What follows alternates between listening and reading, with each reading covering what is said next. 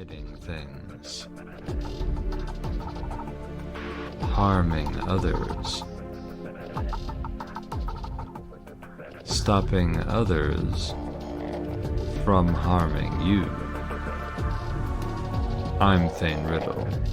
This is Cloak Dagger.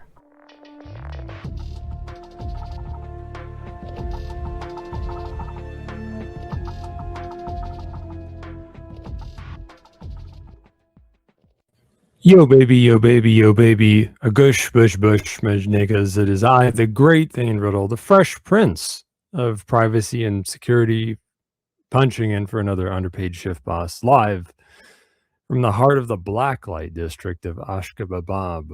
All sorts of visible stains all over the place, most of them decorative. You're listening to the PAZNIA radio network, the most spectacular treasure in history. We're live on zap.stream. If you're a Bitcoin fag, zap us on zap.stream or Nostr, which is how those of that lifestyle choice say send Lightning Bitcoin over Nostr. If you're a Monero Chad, you can send Monero at xmrchat.com/PAZNIA radio. Whatever you do, tell them Thane sent you. Give me some free content if you like. Also go to PAZNIA.com/SimpleXradio. Get your ass into the PAZNIA radio network chat on SimpleX to leave further content for I and the guest later. And later you can also call in like an hour and a half or so. PAZNIA.com/call to the guest later, by the way, is going to be this guy called Arjen, who likes FIPS and Nostr and mesh networking, and he develops something called Tollgate, which is for selling internet access and soon enough meshnet access with Cashew layer 3 Bitcoin, and it's of course it's all integrated into Nostr because that's what all these douchebags like these days, build everything with Nostr now. Oh, I'm reading that XMR chat seems to be temporarily down. PAZNIA.com/shop is another place folks can go to make a one-time Bitcoin, XMR, or fiat donation. So, yeah, whatever. Maybe we should host our own XMR chat or something. Anyway, here's some news.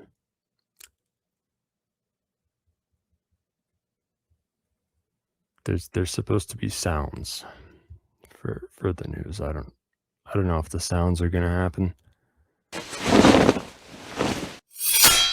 This is Cloak and Dagger News, catching you up on this week's stories, propaganda, or psychological operations critical to your security and privacy.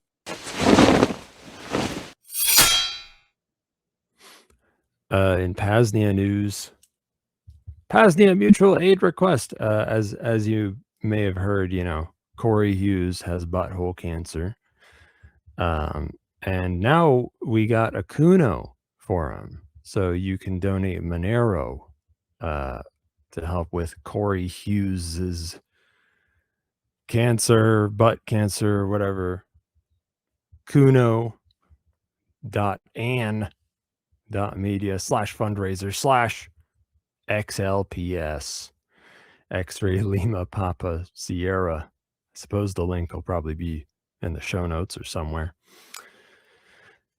I guess you could also pay to boost the Kuno fundraiser, but I don't know if that's worth it. I feel like you're better off just giving money to the fundraiser itself.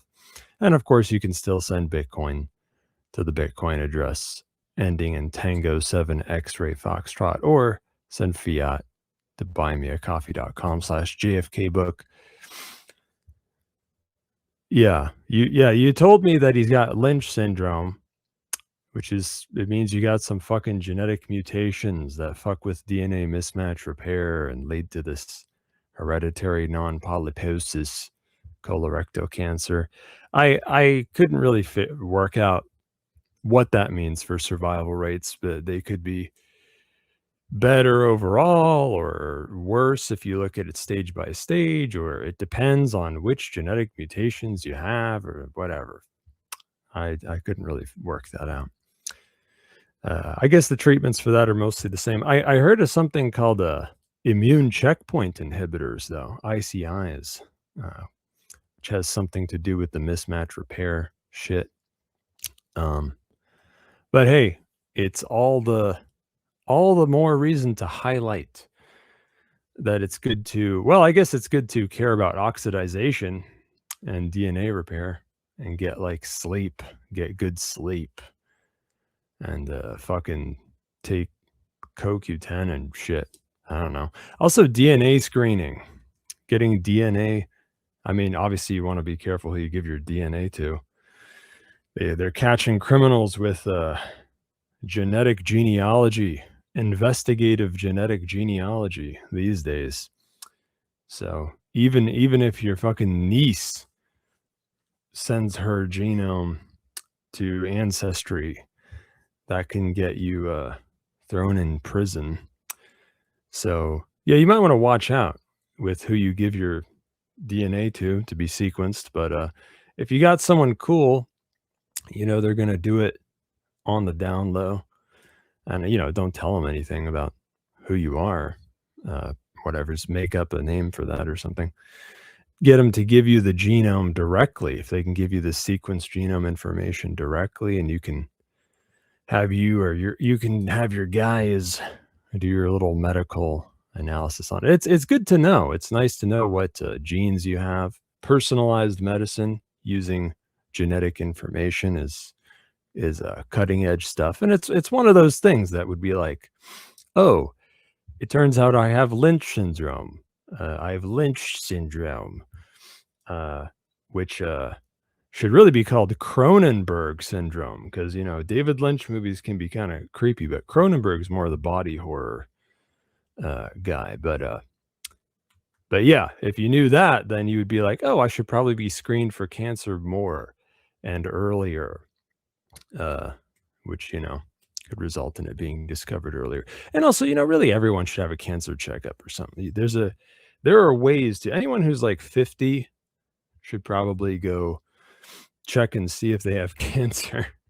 Just get a big thorough checkup to see what's wrong with you once you're 50. And if you live on goy slop or something and you get like vaccinated and stuff, you might want to make that like 30 and then go again at 40, something like that. Whatever. Go to the Kuno.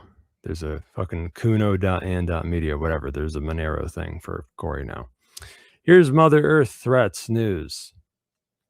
There was a magnitude 7.1 earthquake that hit Kumamoto Prefecture on the southern island of Kyushu in Japan. Whatever. They get earthquakes a lot over there. Watch out. Watch out if you're there a few days ago. Yeah, whatever. There was some infrastructure damage, some homes damage. There was a big mall that fell down, and then there was a big boom after the big mall fell down, and there were dozens missing last I heard. But they're just Asians, so it doesn't count. And NBC threats, nuclear biochemical threats news. Taco Bell foot lettuce here to stay. I'm hearing more about that silly little parasite they claim folks are getting sick from because of some sort of foot lettuce. Yeah, a guy was standing with his feet in the lettuce, and yeah, apparently that led to all this. That's what they say anyway. I guess elsewise in nuclear biochemical threats, there's some sort of documentary out now, or at least I just heard about it. You remember that documentary Vaxxed? That was a good anti-vax documentary. There's another one. There's a sequel. I don't know if it's the same folks actually, but it's a sequel. I think it's called An Inconvenient Study. This seems like a fun one because, you know, Vaxxed kind of made the focus whatever, MMR vaccines and autism and fucking that big covered up study or whatever. This is another one that's about like you know how like if you point out all the times small informal studies have reproduced the kids who get shots have like way more chronic diseases and overall mortality and blah, and like have all these diseases that the kids who get no shots like literally don't have at all, like almost ever. And then they say, oh yeah, but that's not a proper scientific study. You got to do it with like a big medical institution with like thousands of subjects. Well, somebody did that. Somebody did that in, I guess, Detroit or something. And with thousands of subjects with the big medical institutions data. Of course, he got fired. Even though he was a pro-vax, even though he was a pro-vax doctor who thought the results would just exonerate vaccines, just that he did it at all was enough to get him fired. But you know what the results of that are. I don't have to tell you. It's not good. It's not good for the shots. Okay, there are a couple times the shots were shown to be effective, seemingly at stopping the infections that they were supposed to stop, at least with some of the old school shots, but they still weren't safe. They were causing diseases many times worse and more likely to kill you than anything they were helping with. And then, of course, many of them just don't work at all, also, on top of being harmful. Anyway, seems like a good documentary. I didn't actually watch it, but an inconvenient study might be worth watching. Logistics news. Even though some key refineries, some key oil refineries in Saudi Arabia are not doing too well as some of the air defenses that would be shielding those refineries, not doing too well, which we'll get to more in faggot-ass war news. But even though that was happening, the oil prices were going down, at least earlier in the week. That tells me there's some kind of market distortion. I'm not some sort of stock trader, some sort of day traders. I don't know, oil futures. I don't know why that is, but I know that it's not right. It's not right, I tell you. Sounds like market distortion to me.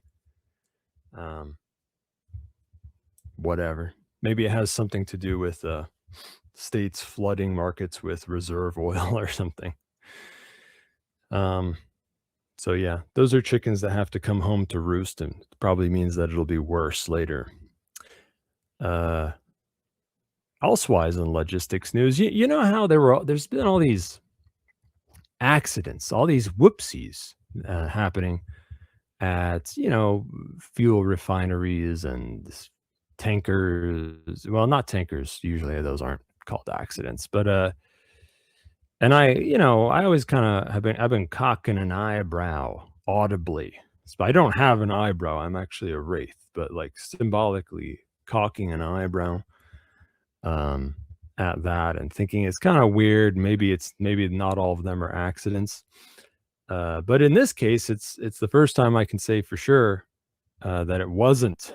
They said it was an accident, that some Egyptian floating natural gas plant went kablooey, and also a nearby tanker blew up.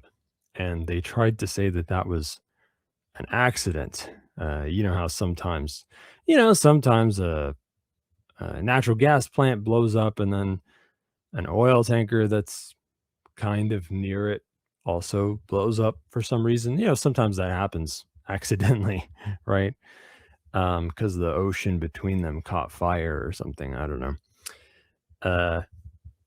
But yeah, that wasn't a whoopsie, because somebody caught on tape that it was a drone strike. But the funny thing about that is, well, no one claimed it. But we'll get back to that in war news. Now, in Crackdown's news, if I hear folks talking about this story, I didn't really read about it. All right, but I heard some folks talking about it. Maybe you heard somebody talk about it. I heard some guy used a duress password on his Graphene OS device.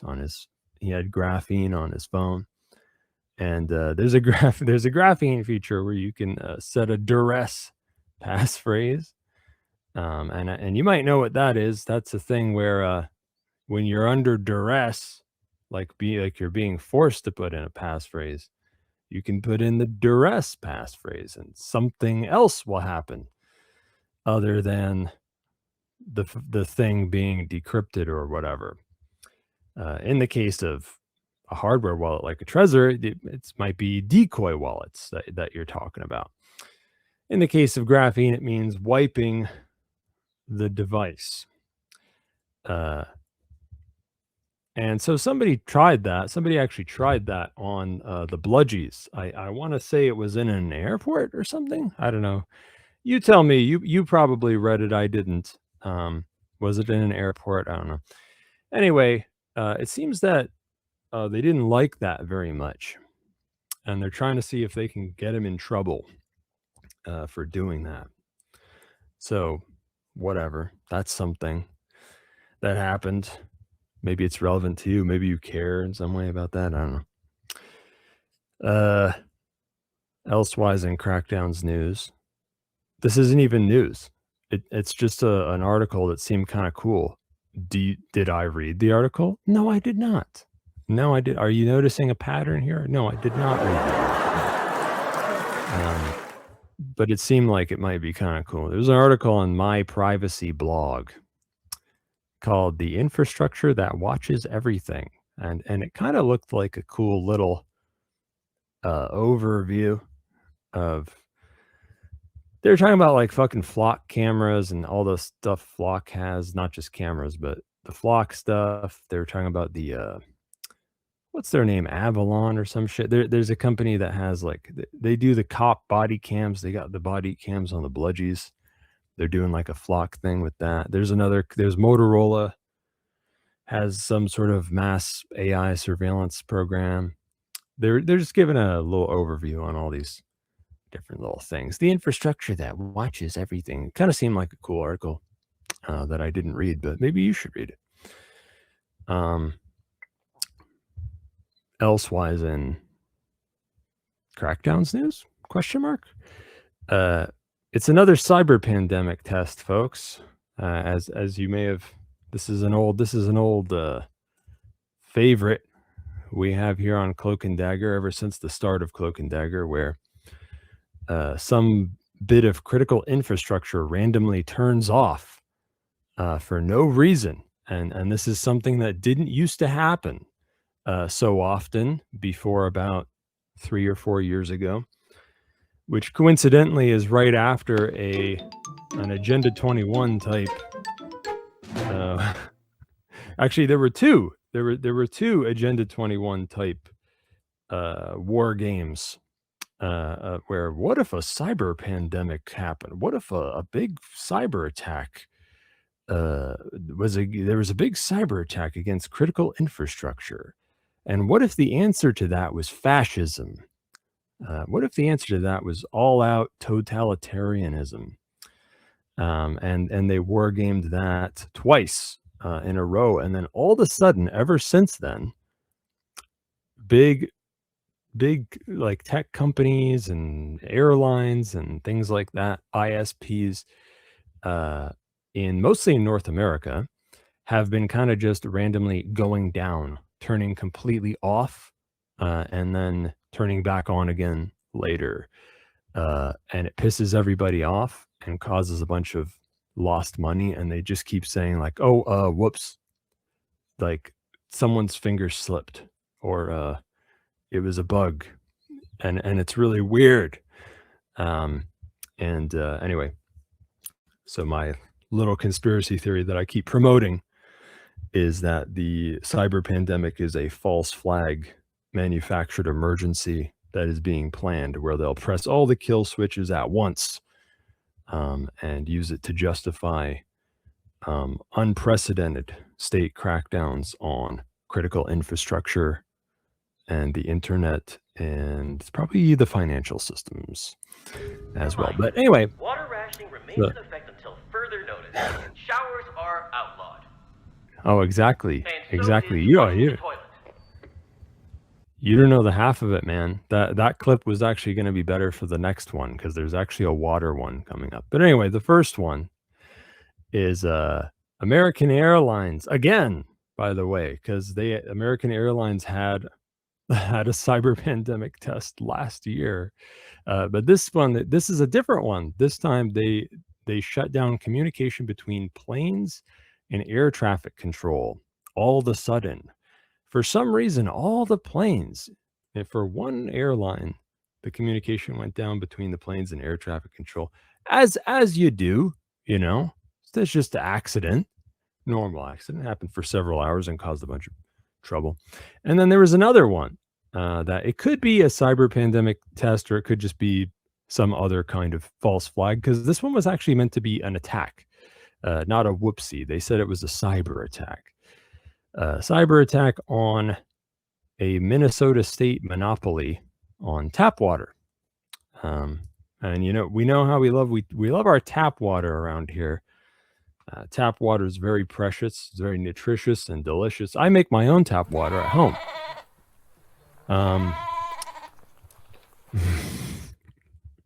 I make my own tap water at home, homemade tap. And you're gonna want to get into that homemade tap water hobby, because in Minnesota that shit went down for a bit, and then they had a boil order on. Don't tell me to boil the water. I'll do whatever I want with the water. Cyber attack. But yeah, I'm pretty sure some of the cyber pandemic tests are definitely false flag cyber attacks. A few years ago, they did that on like big meat processing plants or something, and they made it a Monero ransomware attack. Now to be fair, that could have just been a real ransomware attack, but that one just felt kind of fake to me somehow. I don't know why. It was a gut feeling. Parties and party vans news. There's a fun party hopping off. Pretty fun party. Big party hopping off. You may not know this, but Spain, okay, you might think of Spain as a country that is not in Africa. That is just a bit to the north of Africa, pretty close, but there's a bit of water between Spain and Africa, right? Well, if you ask the state of Spain, they say, actually, there's a little dangling little appendage south of the water, which they say is part of Spain. And even the guys there, even the local state of this little city called Ceuta, even they don't really like that very much, because they're an enclave that claims some sort of independence. So even they don't really want to be part of Spain. But anyway, they're kind of considered part of Spain, I guess. But they're fucking in Africa, just bordering Morocco, as it would be. And there was a funny little event where it was rushed by border hoppers through Morocco. Not necessarily all Moroccans, mind you. It's just a door. It's just a doorway into Europe, right? So whoever can get to Morocco more easily than they can to Europe will think it's a fun idea to rush the border. You know the drill. You know what's going on here. They've got the globalists playing their little funny business, where they dangle a carrot and say, oh, well, we're just gonna, if you hop this border, it's like the dry foot policy in Florida. Like, all you got to do is make it over, and then it doesn't even count. We'll say it doesn't even count, and you won't get in trouble. And then, wouldn't you know it, right after they say that, there's a bunch of George Soros branded buses that are already parked there, full of 1,000 guys for some reason at that exact time. And so then they throw a big party, and it sounds like fun. Sounds like fun. There's some rioting going on, a few break-ins happening in Ceuta. There's like no border guards. There's like two guys guarding a chain link fence or something. So wasn't too hard to do this, but whatever. That's happening. So yeah, now you're supposed to either be very upset and become a neo-Nazi, or you're supposed to be a faggot and just be like, oh yeah, it's a good thing. And there's no middle ground, and there's no third option. That's it. Those are the only two things you can be a communist or a neo-Nazi. And also for some reason that means you can like it or not like it. In PSYOPs news, some sort of Russian state missile blew up in Poland, and there's some sort of little PSYOP going around about how that's some sort of big event, like anyone's gonna care, like NATO's gonna go to war with the Russian state over that. That's not true. It's not even the first time something like that happened. We've talked about like 5 things like that on the show already in the last year, so that's silly. Everyone knows it's just a little collateral damage, a little bit of dust flying off of the war with the Ukrainian Nazi CIA niggers. So whatever, no big deal. Nobody actually cares about that.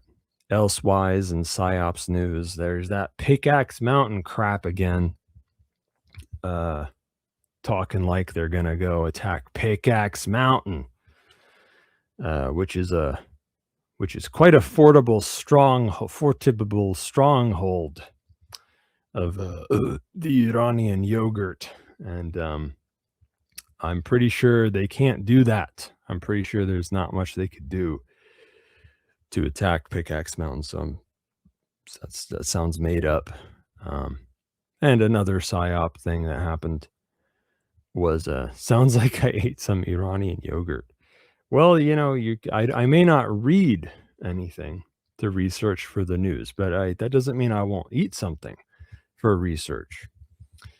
Elsewise in PSYOPs news, they said that the Iranian yogurt did a surprise attack on U.S. bases. But it's all right because everything was intercepted and it didn't even work. A lie on both counts. There's no surprise attack. There is an unending stream of attacks in a war. And it didn't seem like they were intercepted very well either. It seems like those attacks worked. Speaking of which, war news. War news is sponsored by Agorist.market. Make money, not war. List your business on Agorist.market or find like-minded businesses on Agorist.market. War news is sponsored by Agorist.market so that I don't forget to say something about Agorist.market from now on. Since we're contractually obliged to do that, I guess. Peace in the Middle East. The Houthis fucked up Jazan refinery in Saudi Arabia, burned to the ground. The Animaniacs characters singing and dancing on the ashes. It later came out they also hit the Kiyanbu refinery, which I brought up before, as a thing that's at the end of a pipeline. That's kind of a big deal. I'm not sure how bad Yanbu refinery was hurt. I don't know if it was hurt that badly, but whatever. It seems to have been hit at least a little bit. The air defenses were badly hurt around there in Saudi Arabia, making prospects for more things like that happening worse. I wonder if the Saudi state is having second thoughts yet about picking fights with the Houthis again. Not to mention the yogurt. The civilians, the civies on the ground in the Middle East are still saying that the interceptions seem to be happening less and less in their countries. Nobody knows for sure, but whatever. If farmers are posting on Twitter that, oh yeah, man, I saw the missile and then nothing intercepted it. So, or an interceptor came and like the missile did some crazy shit and it didn't work. And that's happening all the time now. There's no interceptions anymore. That's basically what we got. We got some guys saying that a lot. So whatever. That's interesting. And the yogurt struck some Kurdish insurgent camps in northeast Iraq. To make you squirm in your chair about World War III, to make you feel a little bit weirder about things. You know, it's not like World War III is exactly happening yet, but you know, when a war starts to creep into 2 continents or 3 continents, it starts to give you that weird little feeling, that uncomfortable feeling. So just to make you squirm in your chair a little bit, the Iranian yogurt feigned outrage over some Iranian guy being on a Russian ship that was hit by a Ukrainian Nazi CIA nigger drone. So, you know, whatever, acting like they care about what's happening in Europe, you know, which gives that vibe, you know, that gives you a little taste of that World War vibe. Meanwhile, all last weekend, the U.S. chilled out with strikes, but they just kept gearing up, bringing more stuff, more assets in there. The whispers, the Chinese whispers through the grapevine from the little birdies say that there were U.S. strikes that were going to happen last weekend, but they were called off for some reason. The yogurt wasn't doing quite as much as they were before either for a little bit, but then things picked up again more midweek. Boring stuff, man. Boring stuff. I'm skipping over all that boring stuff. The U.S. kept focusing on coastal Iranian targets, and also a new spot right by Iraq and the Bubiyan Island where some U.S. launchers are. I don't know. It's kind of weird, but maybe it doesn't mean anything. I don't know. The U.S. focus on bridges. This is something I didn't bring up before. Did not occur to me before, actually. But the focus on the bridges and roads leading to the coastal areas, the focus on the coastal areas, hints that they are thinking that they want to stretch the war well into the wet season, also known as winter over here in the civilized world. Yeah, because you know that shit is not used that much. Some of the stuff they're bombing is not used that much until the wet season, which hints that, you know, maybe they're thinking the war is going to last that long.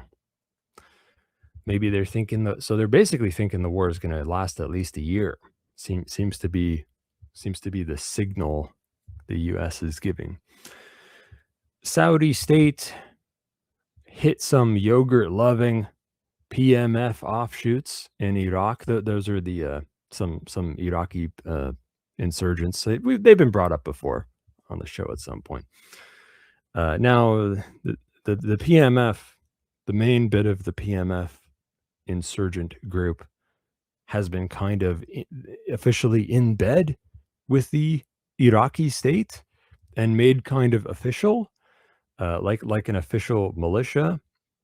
But these little offshoots that the Saudi state attacked are not officially in bed with the Iraqi state. They decided to stay independent. And it seems like this was some sort of loophole that the Saudi state was trying. Because, you know, the PMF hits Saudi Arabia with like drones sometimes, and the Saudi state doesn't like them very much. So they were hoping they could hit them back in a way that would like fuck with them. But it would still be a loophole. It still wouldn't count as an attack against the Iraqi state because these PMF guys aren't officially with the Iraqi state yet. So, haha, we got you, but maybe not really. It arguably backfired because, I mean, for one, wasn't really that bad for them. For another, it just brings the Iraqi militias closer with the Iranian yogurt because they're all united against this common enemy of the Saudi state, which nobody likes anyway. And also it probably led to the Iranian yogurt striking back on more targets in Saudi Arabia, as well as the PMF itself hitting back on the U.S. base in Erbil in Iraq, which has already been hurt a lot lately. So they're probably going to hit it more now. And also, on top of that, the Iraqi state is going to be motivated to look the other way when they do that, because they're likely pissed off that the Saudi state, shot targets in Iraq, and the U.S. isn't doing anything to tug on their leash and tell them to stop doing that. Therefore, Iraq's going to be like, oh yeah, well, if two can play at that game, I won't tug on these guys' leash. How about that? I'll let them do whatever they want. How about that? Somebody wrote something that I didn't really think of because I don't really care very much about political and diplomatic stuff. But I guess it's true that one of the Iranian this week was poorly timed in a way, and because it came during it's not like there was any special ceasefire this week, but it was kind of a lull. It was a lull in combat, and it was a little uncouth, I guess, for the Iranian yogurt to make that strike when that Jewish guy that nobody likes was in DC. So yeah, whatever. I don't really pay attention to all that gossipy stuff. That's for girls. I don't understand. That's like, when you just say something normal.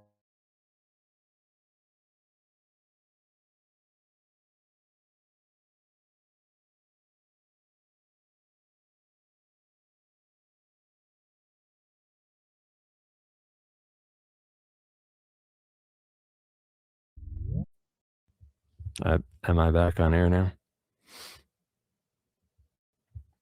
Oh, okay. Well, back on air there. Sorry, I had to go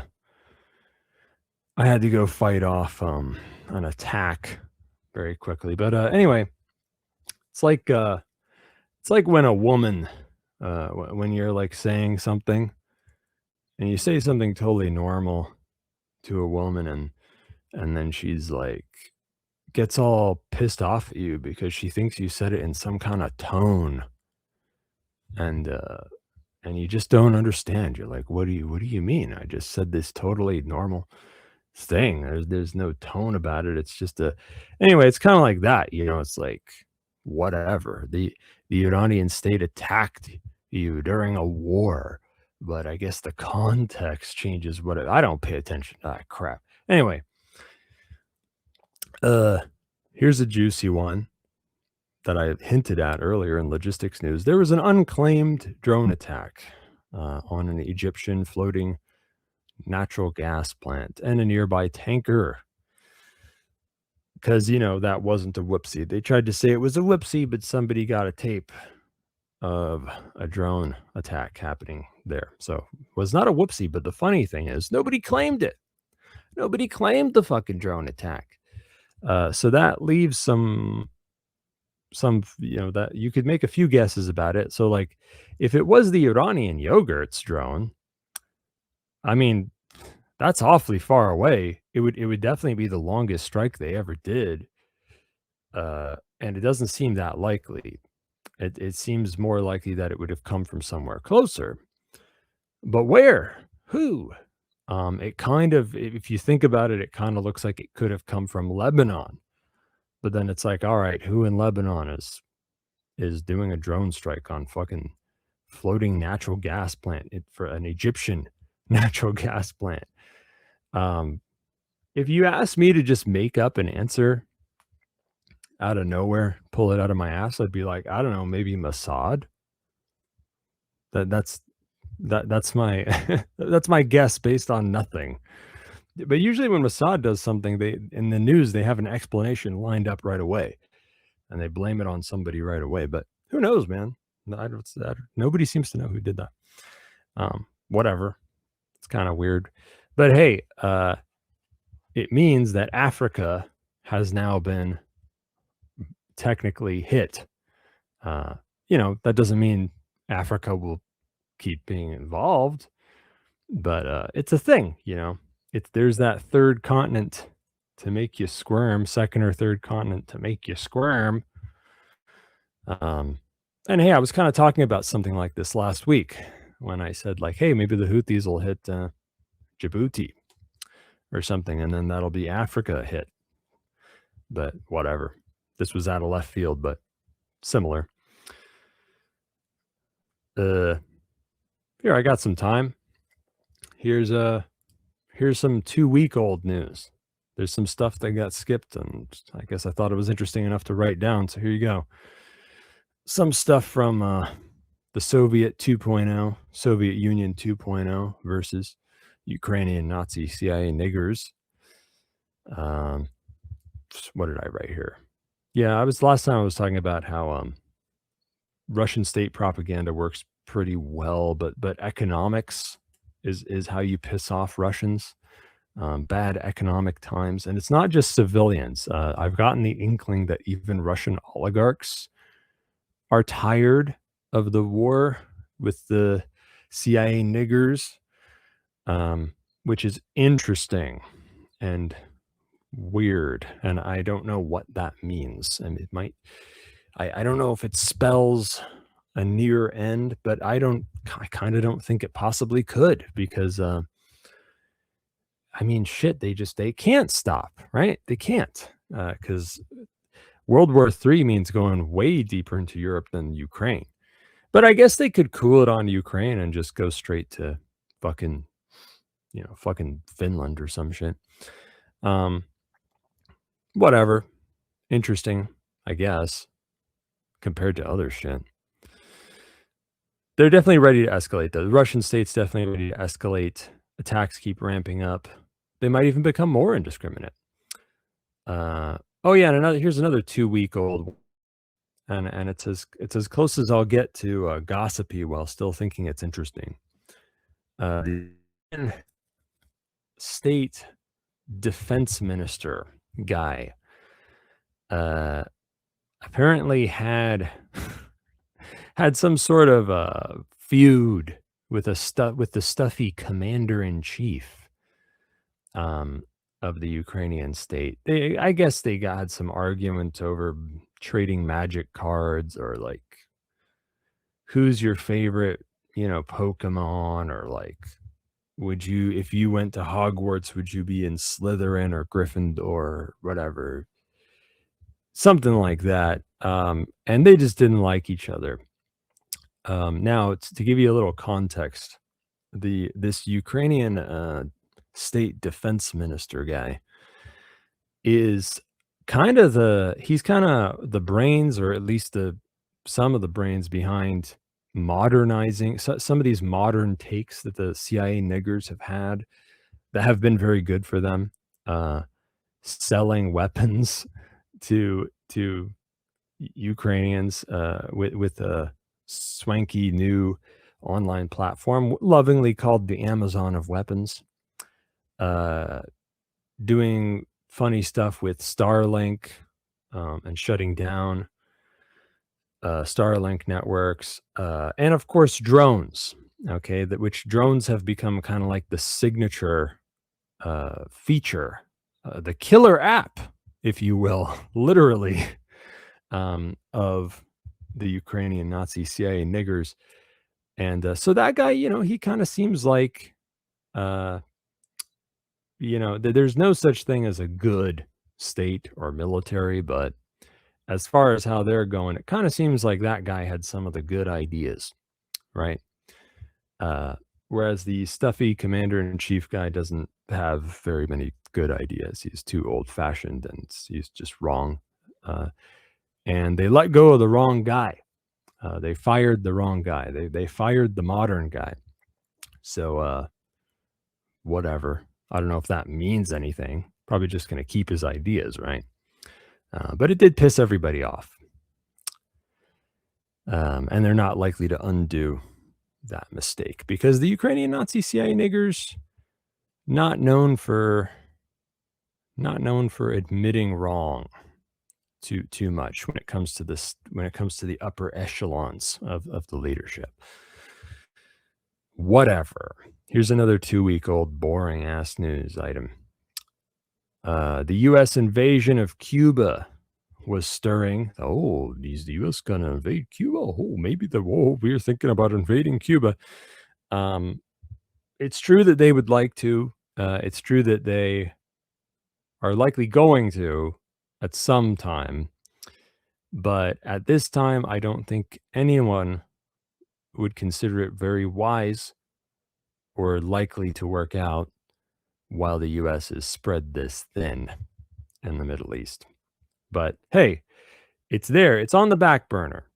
Operation Southern Spear 2.0, Cuban Nights, Cuban Cigar, Insertion, Operation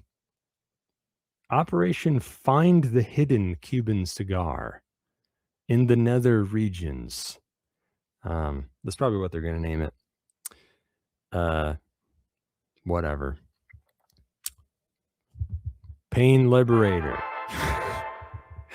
Go to libertyunderattack.com/pain Thane. And you're going to see some fucking products Pain Liberator is a magical spray that makes pain go away within seconds because it's got fucking DMSO and aspirin and magnesium and shit. And the DMSO magically injects the aspirin deep into your tissues very quickly. And that's a real thing.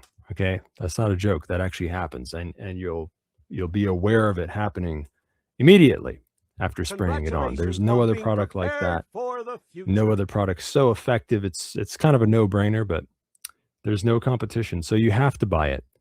Go to libertyunderattack.com/pain Thane to get that, or the new MG12 version, which has like no aspirin but way more magnesium. And also they have a mini travel size bottle now.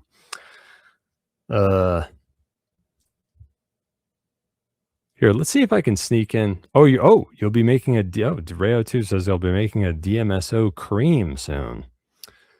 The Cream Dream Team is on the case. There's also you can get all the books. You can get all the digital books if you donate. Well, I don't know. XMR chat is down, but whatever. Who cares? I don't want to read those ads anyway. Maybe I'll dip into this long ass. Let's see. I've got a little bit. I've got like 5-8 minutes before the ads happen. So why don't I dip into this fan mail that I gave a very long response. You've got mail. A fan mail from Rayo2, where he was asking me, I've been tossing around the idea of a PAZNIA lottery, aka 50-50 raffle. One time to see response may be more regular. The setup shouldn't be that complicated. Send XMR to this address. 50% of the total earned is sent to winner. 50% to PAZNIA General Fund. The only difficult part is when someone donates, how would they get a number or whatever to know which donation won? I looked around for software or sites that did this and only found their websites that run it as their own service, not one you can set up. Would be curious to hear your thoughts. And I wrote a really long answer to this that I thought would make some decent free content for the show, I guess. Probably won't read the whole fucking thing. Some of it's pretty dry. But yeah, I think that can be done for sure. A Monero raffle. I'm not sure what the best ways are, but I pulled some ways out of my ass that at least sound like they should work. So I'm thinking that the basic idea is 1 Pico Nero equals 1 lottery ticket. A Pico Nero is kind of like a Satoshi in Monero. It's the lowest denomination of Monero. So your odds of winning are proportional to how much you give, of course. And first, I gave the trust-based answer. Here's if it's a trust-based raffle, where they're just trusting you not to scam anybody or fuck it up somehow, then it's easier. You just tell everybody the cutoff time for the raffle, and the hardest bit to get right is when they send Monero to the raffle, they need to send a payout address in case they win. And it would be best if that could be done anonymously. So like maybe one could use XMR chat, or you could use an item on libertyunderattack.com, whatever. As long as they send Monero and that is attached to they just manually put a sub address or whatever for them to get paid out to if they win. Now, the downside, of course, is that these are trusted centralized platforms. Like, for example, if you're using XMR chat, the XMR chat server can swap out the payout addresses for their own or whatever.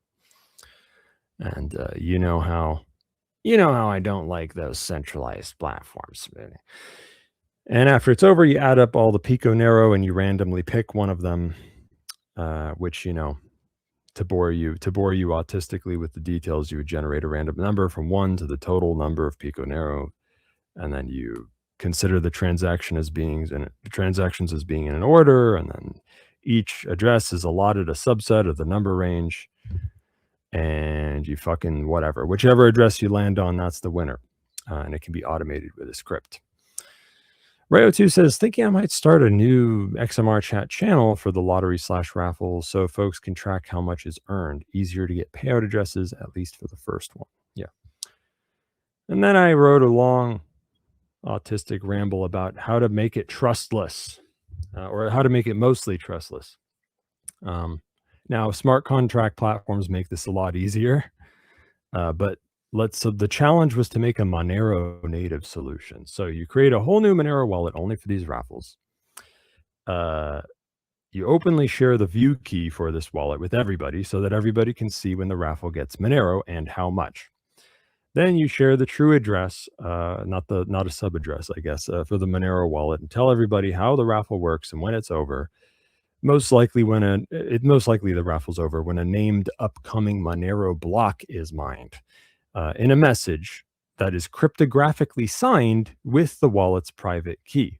Okay, so right away we know the message with all the rules of the raffle was written by somebody with the key for the wallet. We can see all the transactions going to the wallet, and so how much it's raising. After somebody sends Monero to the raffle address, they need to make a transaction proof with a message attached that has their payout address in it, which is not too hard to do in Monero Wallet GUI if you're in advanced mode, but we'd have to write a little tutorial for that, but it's not too hard to do. Now, you need a trustless source of randomness to pick the winner. So the Monero native way to do that, I think, is to use the hash or hashes of one or more upcoming Monero blocks coming after the block height that marks the end of the raffle. Everything is locked in, finally, at yet another block height after that, so that there won't be any block reordering or whatever. And this is when you use the deterministic formula, which was published in the earlier signed message with all the other rules, to make a random pick using the block hash data.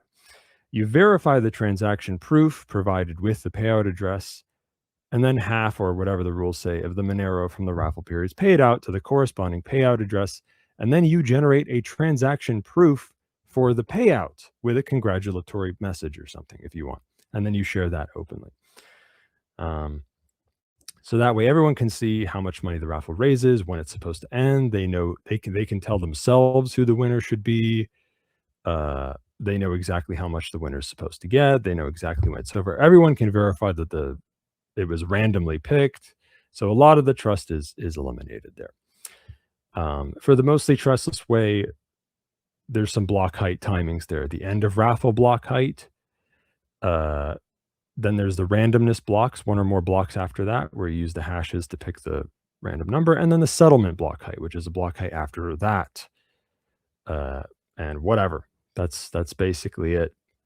All you're trusted to do at that point is to operate the raffle correctly, without fucking up or whatever. But if you do, everyone can tell that you did. So there you go.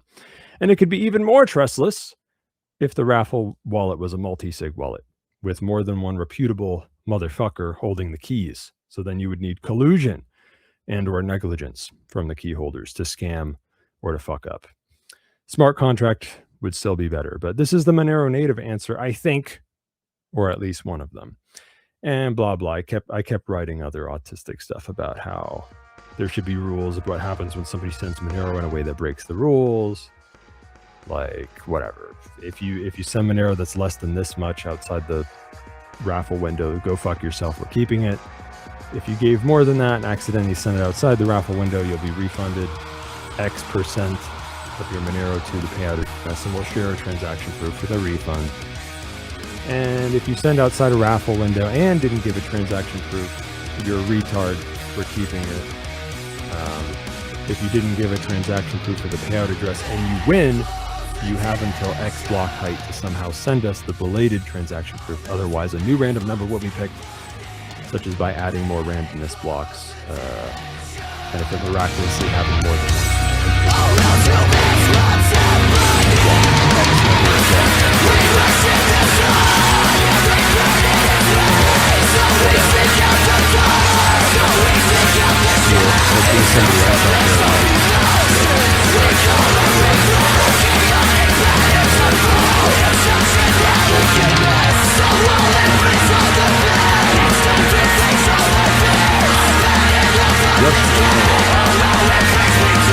Boy, oh boy, what a smart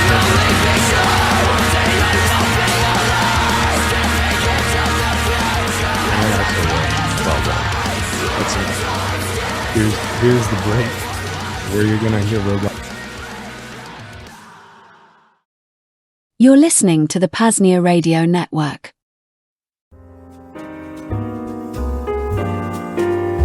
While infrastructure costs for the PAZNIA radio network aren't exorbitant now, there are some costs.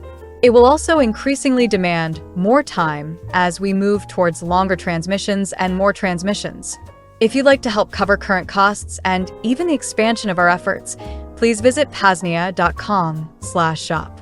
There, you can make a one-time fiat, Bitcoin, or Monero donation.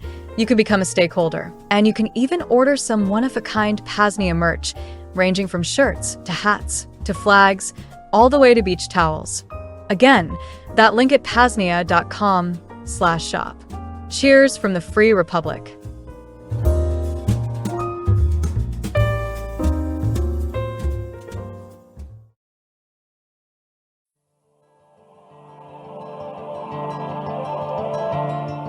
Now that the technological foundation is laid for the PAZNIA radio network, we are now ready to start building out a regular, and more frequent transmission schedule of self-liberational media.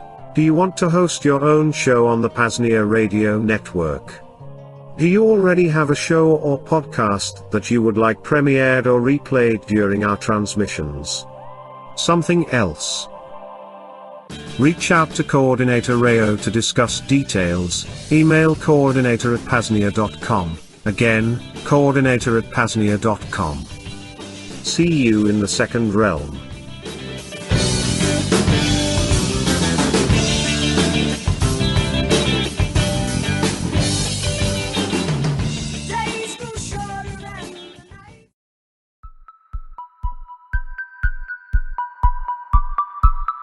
Hello, Freedom Pioneers! Billy Mays here. Are you tired of big tech tracking your every click? Are you sick of algorithms deciding what you see? Are you bored of Netflix subscriptions that cost a kidney and Spotify ads that last longer than the song? I know you are, because I'm fucking bored just thinking about it. But I have the solution: infrastructure. So powerful, so private, so decentralized, it will crack the concrete of censorship. It's the brand new PAZNIA library. That's right. It's a free to-use privacy, friendly decentralized combination of Netflix, Spotify, and your digital book app, and it's live right now. Check it out. We've got the full HBO documentary, The Anarchist, with Jason Henza and Miranda Webb. We've got the legendary Bill Cooper documentaries. We've got Alongside Night, libertarian fiction, and Eyes Wide Shut, which, let me tell you, is basically nonfiction. And wait, there's more. We've got Trailer Park Boys. We've got Sky Huddleston's Second Realm Speed Dating, and music streaming is coming soon. Plus, a digital book library is on the way. Terabytes of content, more to upload. We have the beginnings of true media freedom, an infrastructure base with many, many potentialities. I'm Billy Mays, and I'm always here to help you take back your media. Visit lbry.PAZNIA.com. Again, lbry.PAZNIA.com to start streaming today. Billy Mays, signing off to go binge watch Firefly. Over and out.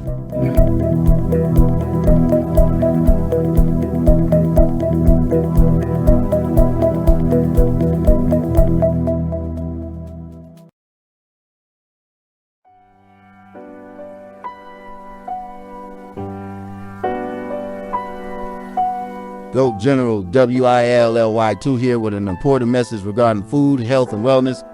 Sometimes the high-quality PAZNIA wheat, grass, and other forages just don't do it for me. Sometimes I need a change. In those cases, there's only one decision. Me and my closest compatriots bleat that slow bleat for a few hours until we arrive at the local steak and shake. When we get there, it's like clacking right into heaven. I get up to the order booth. Double steak burger and fries, extra spicy, with one of them glass bottle Mexican Cokes. Little one sexy ass walks up and orders some nonsense like 2 orders of fries and mozzarella sticks. The best thing about it? It's not like I'm cheating on my pure beast goat diet. They only use the highest quality grass-fed meat, tallow, and you can pay in Bitcoin. Thank you, you didn't pay me to make this recording. I just think more goats should know where to go for a good and healthy time. Unofficially on behalf of Steak and Shake. Go eat Steak and Shake. It's goatlicious.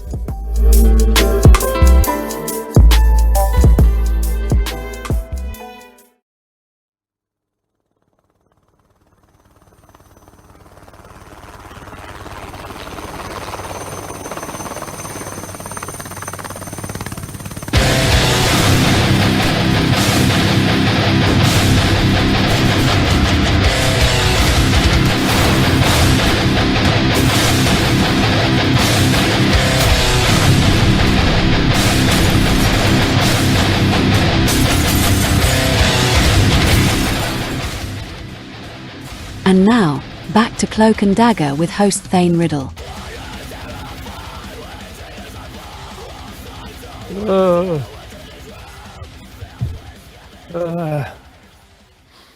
Here I am.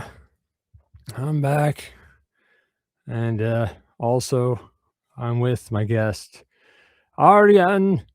How's tricks, boss? Hello there. Good evening. Thanks for having me. Absolutely. Now, I often let guests autistically info dump as much as they want because I'm very lazy and it helps me kill time. But I'm trying to be a better tard wrangler. All right. So I'm going to warn you that I'm going to cut you short because there's a lot of good, juicy stuff to ask you. I'm going to try and get through this crap. But luckily, we have overdrive. We can go 45 minutes overtime if we want to. So it probably doesn't matter, but I'm trying to be a better tard wrangler. So I'll let you know. Anyway, who the hell are you? My name is Arjen. I work on mostly Nostr related freedom tech stuff. I think that's the best summary in a couple words. I work on Tollgate and on FIPS and related projects around it. Now, I'm going to ask you a canned question. I'm asking everybody now. How has privacy and security come up in your life? I think through the absence of it. I think privacy is a bit of it's a hard thing to describe. It's many things at once. I think it is the way it bothers me, the lack of it, is that it is like you're treated like you're not trusted in anything you do in any time at any time. And security is in many ways, I think it's a separate subject, which obviously in the last couple of months, we've seen a lot of interesting cases where, including yesterday, where security is getting a hot topic, a lot of developments recently. What happened yesterday is probably something I should know, but don't. There's it's the cold card issues where the seed phrases didn't turn out to be as random as we thought they were. So a lot of people have lost significant amounts of Bitcoin. How likely do you think that is to be a backdoor versus just a mistake? I don't know. It's not my specialty. So it's I don't think it's up to me to comment on that. And it's too early to $70 know, million worth of Bitcoin hacked. It could have been worse. But yeah, I mean, like I kind of feel like we're talking about a hardware wallet, right? Yeah. What's it called? Colt card? I don't think I even heard of that one. Yeah, cold card. It's by it kind of seems like CoinKite. Randomness is kind of a big deal in something like that. And when you have a specialized piece of hardware, like one of the things you should be doing is having like an entropy chip that gives you like really high quality randomness. So for them to fuck it up that badly, I mean, like it kind of feels like a backdoor is more likely, right? Like that's how it feels to me. Like maybe it's just them. Maybe it's just them taking it and acting like they made a mistake. But whatever. Anyway, so what the hell is Tollgate?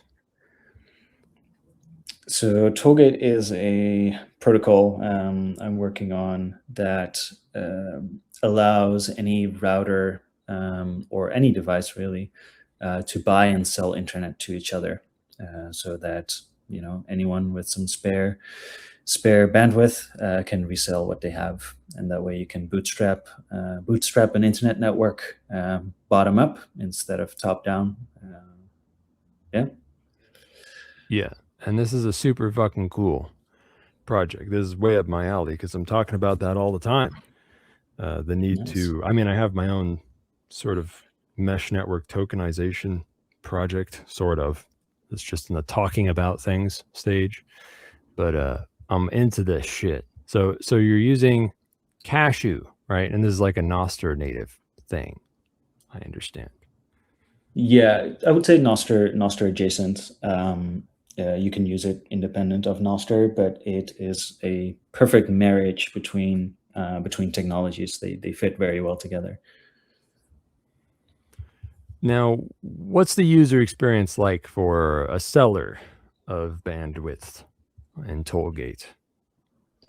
So as a seller, you install some software on an OpenWRT router. So that's an open source Linux version for routers. There's a ton of routers that support it, and even your old ISP routers, you can reinstall them with OpenWRT often. And what it does, it you can set a price for your bandwidth. So let's say I charge whatever $10 worth of sats for a day, and then the other part, the buying party, will stream sats. So you don't create credit, you literally stream sats as you go along. So you make very small granular payments to the operator, and that way as a customer you can switch to the best available operator that is around, because people should compete for to get your sats, and as the customer you can also resell that, and the cycle continues, and that way you basically create an entire market where everyone is an ISP, and everyone should be a profitable ISP. And you can price by time or by bandwidth, right? Yeah. Okay. Now, what's the user experience like for a buyer? So what we focused on for early versions is to show people a captive portal that pops up that shows you can pay with either Cashew directly or with Lightning, and then you get you get X amount of data or time, after which the gate closes again and you have to make another payment. There's of course not a very automatable way of doing things, so the captive portal just acts as a client, but we're working towards every Tollgate client, everyone that uses it also being a Tollgate, of course, and automating that process of doing the top ups every, let's say, 5 seconds. Yeah, that sounds good. Now, what do you think needs the most work right now in the user experience besides that?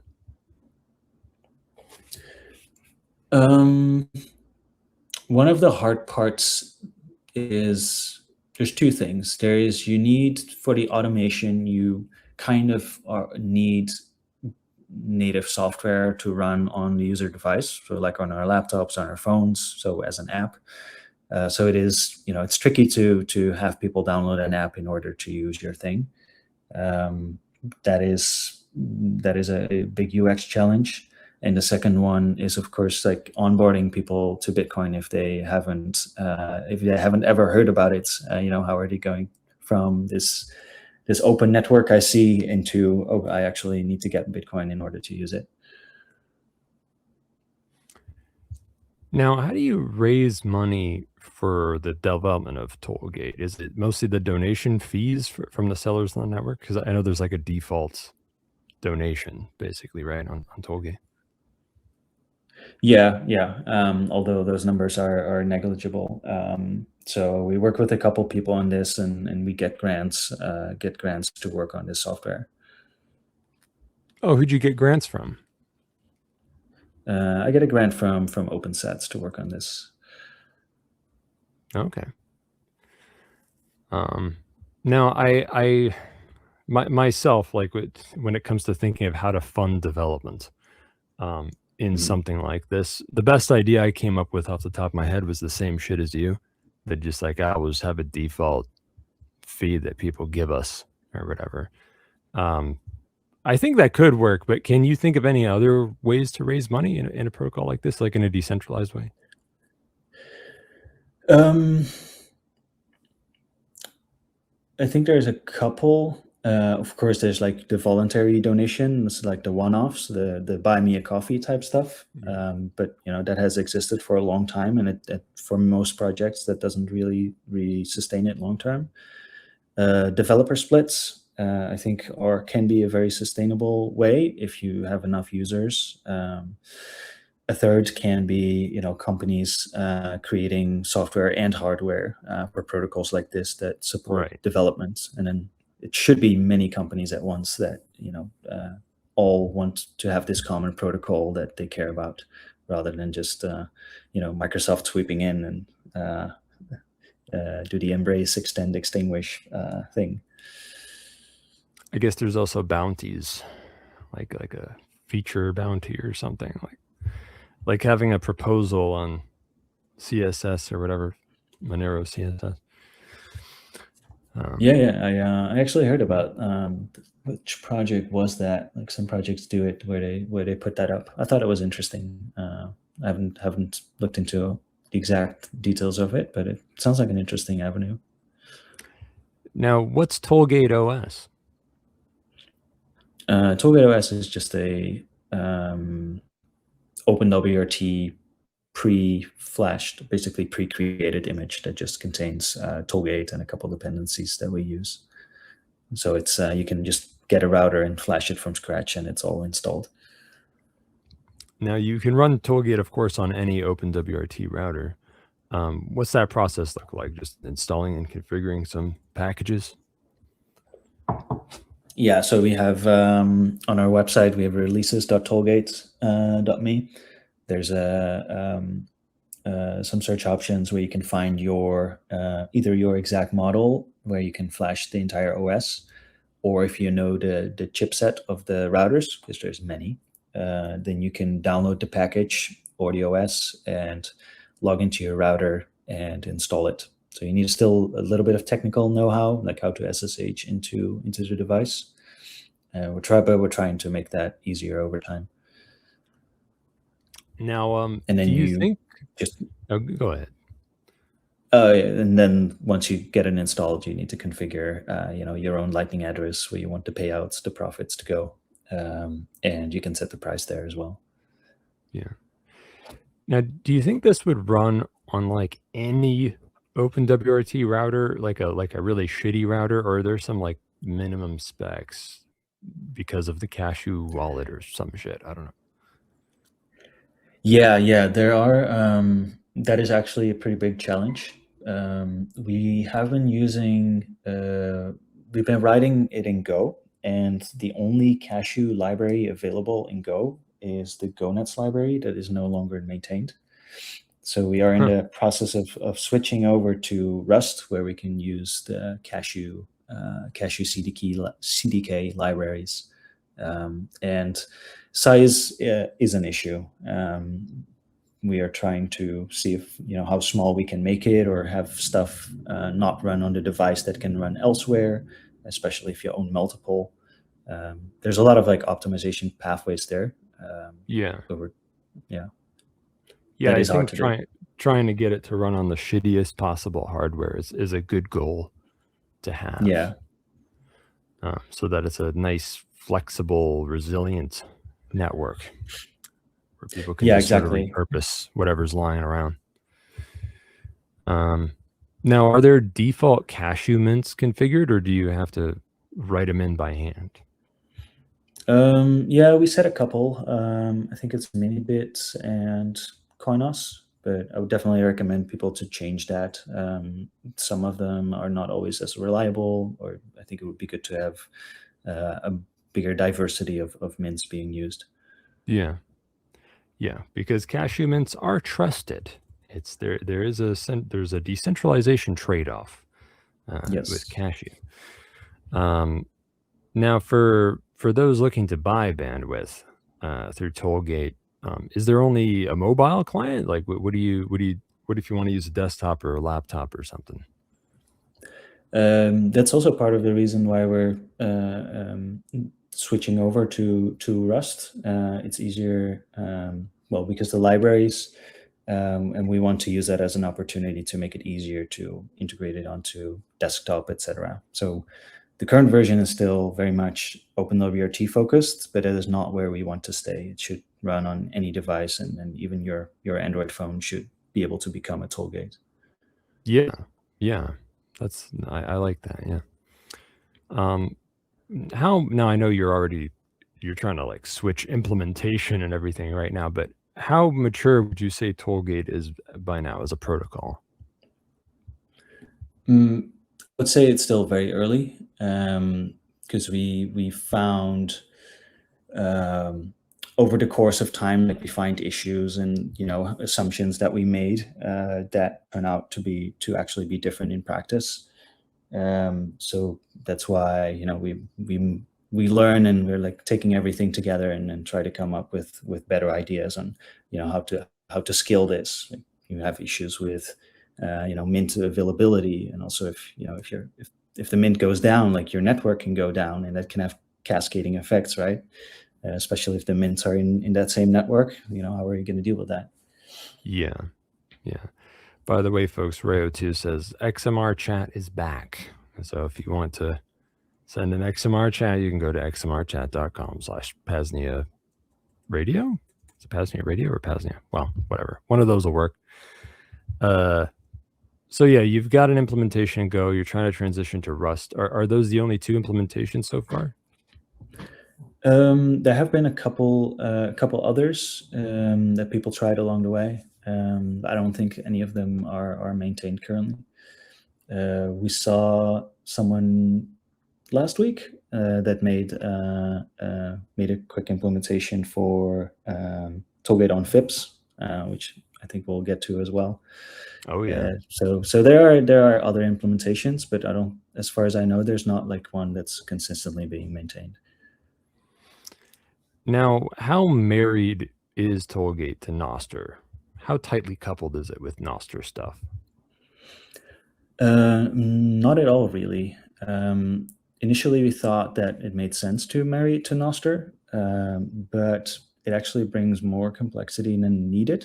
So the only thing that's really important is the cashew side of things. So Nostr, not really. It will be when we base it on top of FIPS, where there will be npubs. Then we'll have a bit of a connection, but it's very loose. Yeah, all right. Yeah, I think it's good to stay flexible and kind of make your own thing that can just compose with other stuff. Now, how does Tollgate work under the hood? Get into the nitty gritty for me a little bit. Yeah. So when you install Tollgate on the router, there will be a small web server running on port 2121, which if you hit it, it will give you the advertisement of the Tollgate, which is just a list of mints, their prices, and whether you're buying bytes or time, and at which intervals you can buy that. That is really all the information you need in order to send a cashew token. And as you send the cashew token to the same, in a post request to the same endpoint, you will, basically the gate will open for you. And what the software does then is it uses NoDoc/Splash, which is the captive portal software, but also helps with the firewall stuff in order to open and close the gate. So payment comes in, gets checked with the mint. If the mint says all good and we can swap the token, then the gate opens for however much you happen to have paid. Okay. Are there any key dependencies that you think are worth bringing up, like that are like a big part of the project? Yeah. Cashew, of course, Cashew as a whole, and in our current implementation, that is the GoNets library, and NoDoc/Splash, which is the captive portal software that we use. Those are actually the main ones. I mean, there's downstream, there are some, but I think these are the most important ones. Now, how do Tollgate clients authenticate? Do they authenticate with like a Nostr npub or what? No. So the payment you do when you make the payment, it is based on your current MAC address. So when you connect to the router can see the MAC address, and that's what the gate gets open for. So what happens if like someone buys some bandwidth on a Tollgate and then another device comes in and spoofs the same MAC address? That is actually an issue we also found. And the reality of it is that you just found that? No, I mean, we knew that very early. Oh yeah. And that is something that is really hard to work around, even in a lot of professional setups like airplanes and cafes, etc. This is very much possible to do. I think there might be ways around it, but it gets very complicated very quickly. So that's also part of why we landed on looking for more sustainable solutions. Well, I mean, I think the answer would be cryptographic identity or cryptographic authentication, at least. Exactly. Yeah, But on a firewall level, those are really hard to enforce because it's not built into our current network stack to have cryptographic identities. You can make it work. You've got your software on the router. You can do whatever you want. True. You'll figure it out.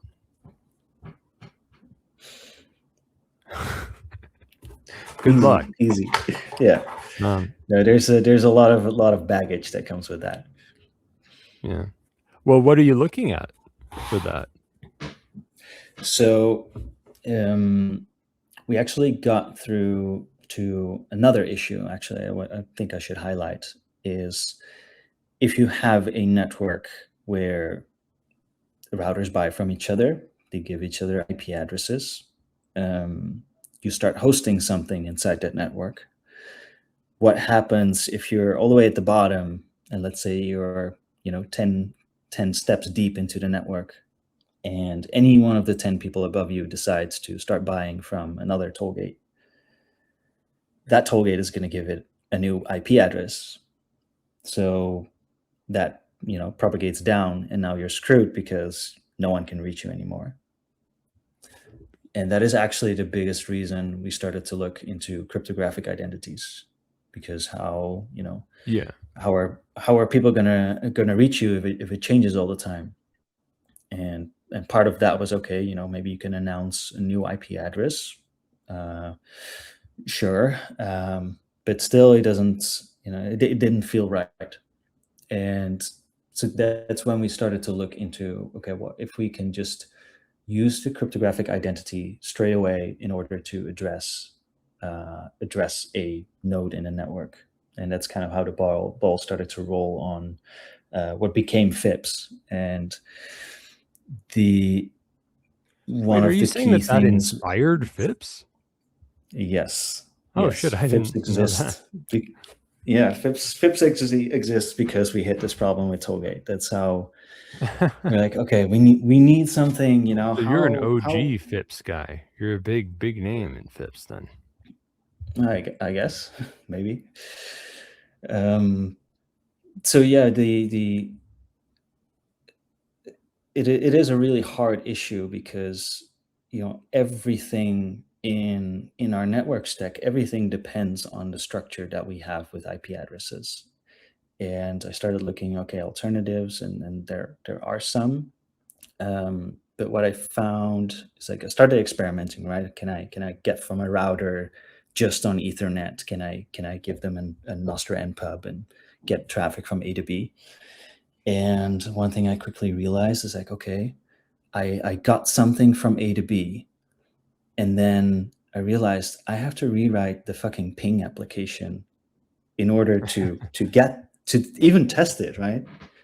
So that gave away, it's like, okay, if I have to rewrite the ping application, if I make anything that is even remotely useful, and I'm gonna have to ask everyone that, oh look, I got this new protocol thing, try it out, and you have to write your application from scratch, that's a big no-no. Yeah. So when did some FIPS ideas start anyway? So that was I think roughly a year ago now. Must be, yeah. That sounds summer right. Summer last year. That was around the time I did these like experiments. And where is that going with this? So yeah, we can't rewrite all applications from scratch. And then I thought about some, there's some hacks you can do. You can give an npub to your application. What if you make it an IPv6 address? You hack it into your DNS server. You give your browser an npub.nostr, I called it at the time. So npub.nostr, the browser gets back an IP address, which it knows how to deal with. Everything travels down the stack. It gets down into the kernel, where you can intercept the traffic with something called a ton adapter. And that is what firewalls, what VPNs, for example, use. Yeah. So once you capture that, you can actually match that with what you just used in your DNS server, and then actually send it to the npub instead of the IP address. And part of that, so those were like kind of the components I was already thinking about and playing with Bloom filters, because if you don't have a structure, how do you know which direction to go? And with IP, that's easy, right? If it's not below, if I don't control this range, it goes up. If I do control this range, it's either me or it goes down. But if you don't have that, you kind of need to know everyone in the network too, because npubs are random. And with Bloom filters, you can make a compression of those and say like, oh, this guy on the left knows everyone in all these npubs, this long list, and the guy on the right knows that whole list. But that would be way too long. So that's why we have something called Bloom filters, where we can compress that down into super small sets. That's also actually what's used in Bitcoin for some block lookups to see if some transaction exists in a certain block. So that was one component where we were dabbling in, but that's kind of where it got stuck because my background is software engineer in like DevOps type stuff, Kubernetes, and so I did touch networking quite a bit, but never considered how the actual packets traversing of the internet works. So I did some diving into that, but got stuck pretty quickly. And that's where last November I met Jonathan Corgan, and at a conference where it was a small conference, and everyone's like telling, okay, what are you working on? And I was telling about this issue and some related things, and he was the only one that came over to me. He's like, oh, can you tell me a bit more about this, because it sounds interesting. So basically, it was 3 days, and I saw nothing of that conference other than us sitting in a small room and talking about this stuff. And he'd been, he'd been around in early Bitcoin and did some development on that, but he's been kind of like away for a while. But this was like the first conference he went back to, and we had a good time, and I kind of forgot about it because I thought he forgot about it. And then around January, he got back to me. He's like, hey, I can't shake this idea. I think we're onto something. So that's when we started to talk about, okay, what does this thing actually need to do? Do your wives know about this relationship? Yeah. Well, I'm not married. He is, but yeah. As far as I know, there's consent. There's like a parody Christmas song. It's like a parody of the 12 Days of Christmas, and it's like, I'm not gay, not at all, I'm as straight as I can be, and then each one's like a different excuse, and it always ends with it was a convention. Anyway, go on. So yeah, it's good. I guess that's how these things happen.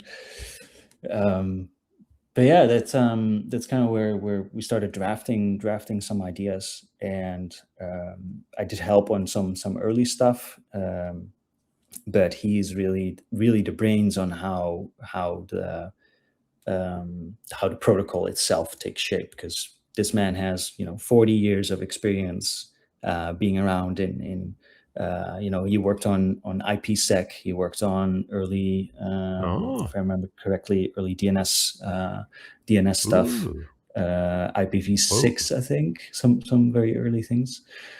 I think you'll have to correct me if I say something. Yes, he was there. And now he's here to destroy what he built. Yes, yeah. We should get that guy on the show too. Definitely.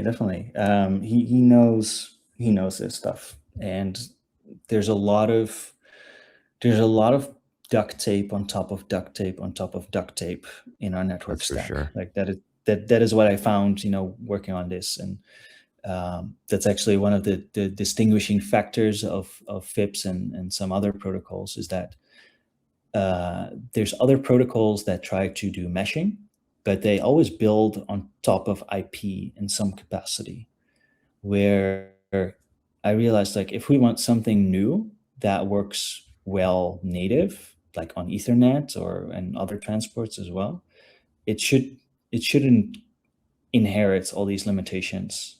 And that's how we landed on, okay, it should not live on IP. It should live next to IP. And then we can bridge it and make it backwards compatible. But that's the gist of it. Yeah. Well, you're right about that. You're thinking along the right lines, and that's why FIPS is one of my favorite mesh network projects. Now, we talked about using cryptography for authentication. Do you think like end-to-end encryption is within scope for Tollgate, or no? So now that FIPS is in a state where we can actually use it for day-to-day stuff. We want to rebuild Tollgate on top of FIPS because it is the better technology. It solves almost all the problems that we hit. How do you set up encrypted line to a router? Okay, you need certificates. Who's going to sign their certificates? How are you going to trust them? And that's just like one part of the whole pile of issues. Where on FIPS, it's NPub based. Everything is end-to-end encrypted on 2 layers, on hop to hop and end to end. So if you talk to anyone in a network, it's going to be doubly encrypted. So you have an identity. You can't spoof it because it's a pub key. So all the primitives are way better. And you don't just have one upstream. There's no up and down anymore. It's a flat hierarchy. So therefore, I can connect to five peers at once. And if one goes away, I don't give a shit because I have 4 other ones. So it solves so many issues.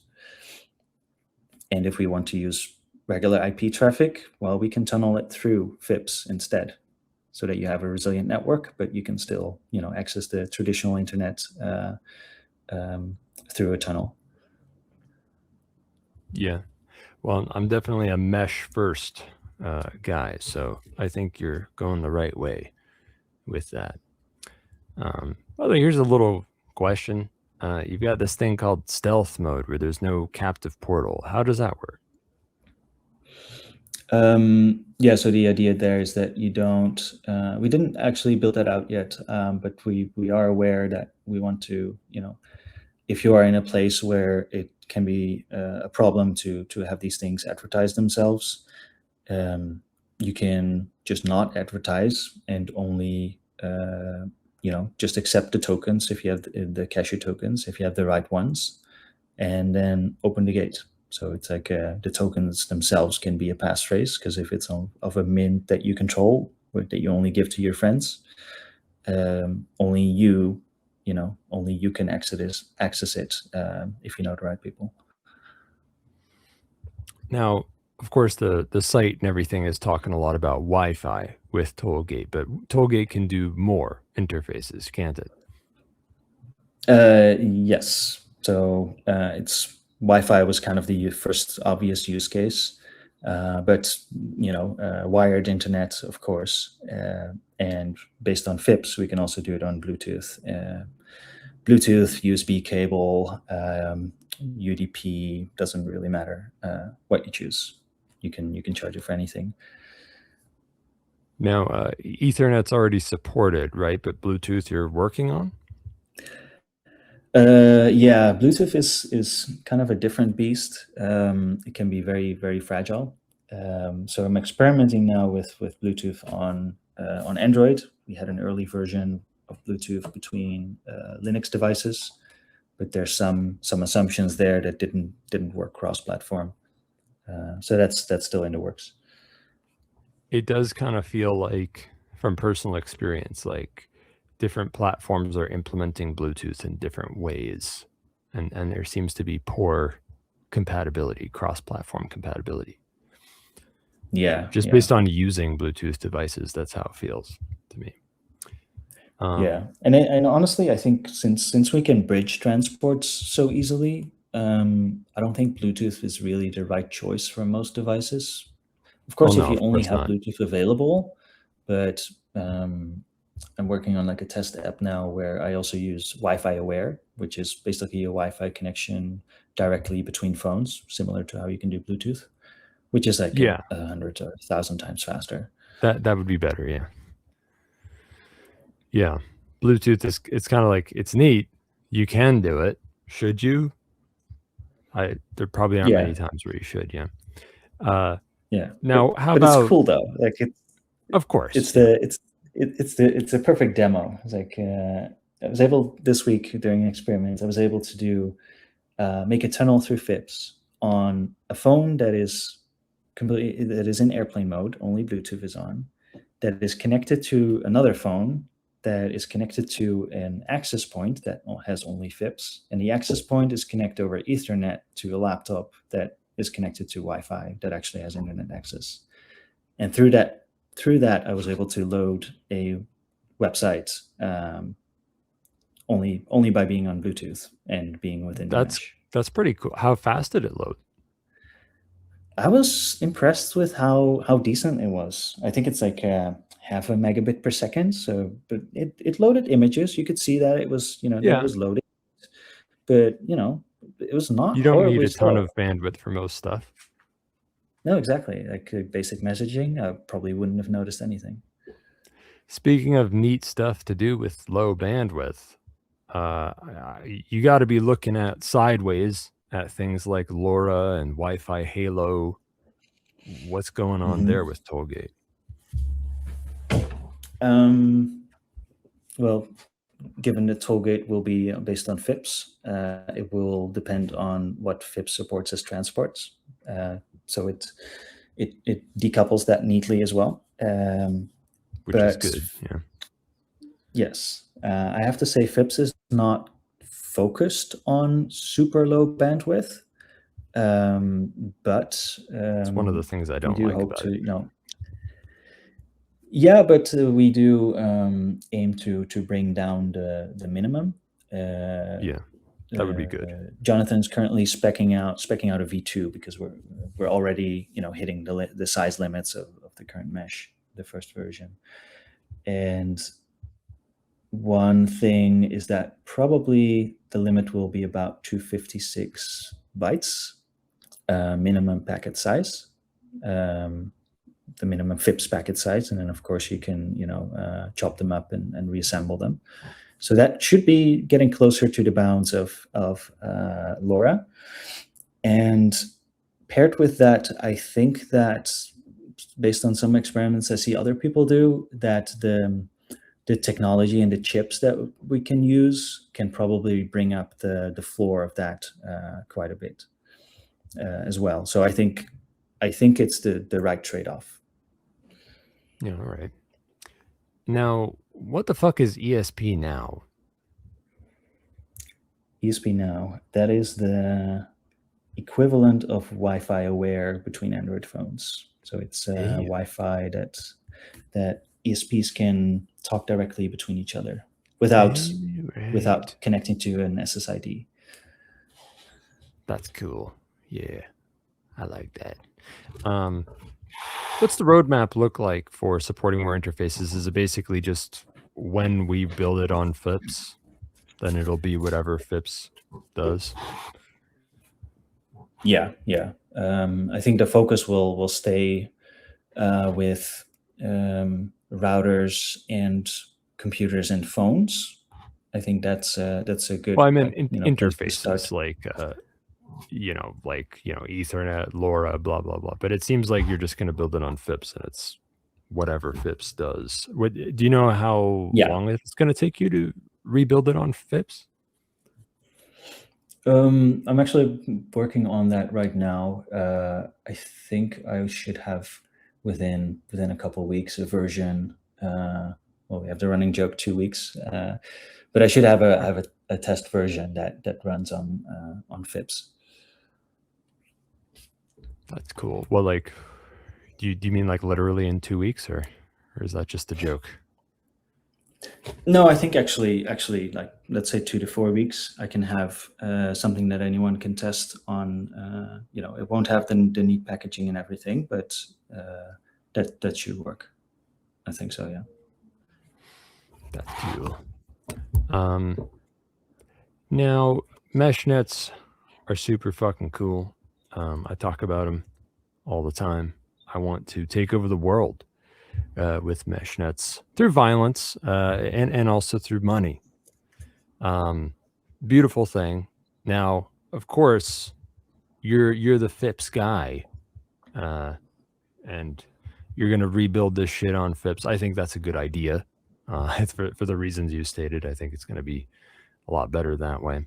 And I really like FIPS. I mean, I've only just started reading the docs like a month ago, but yeah, FIPS is one of my favorite meshnet projects. It is truly a big boy meshnet project, which most of them aren't. Most of them haven't been. Most of them are just toys. Hyperborea was kind of a toy. mesh-tastic kind of a toy. But now this might be blasphemy to your ears because you're a FIPS guy. But have you thought at all about integration with other mesh nets? Have you thought about Reticulum? Yeah, Reticulum did show up, and I think there's some overlap with what we do. But I think the focus, like the focus being different, means different trade-offs.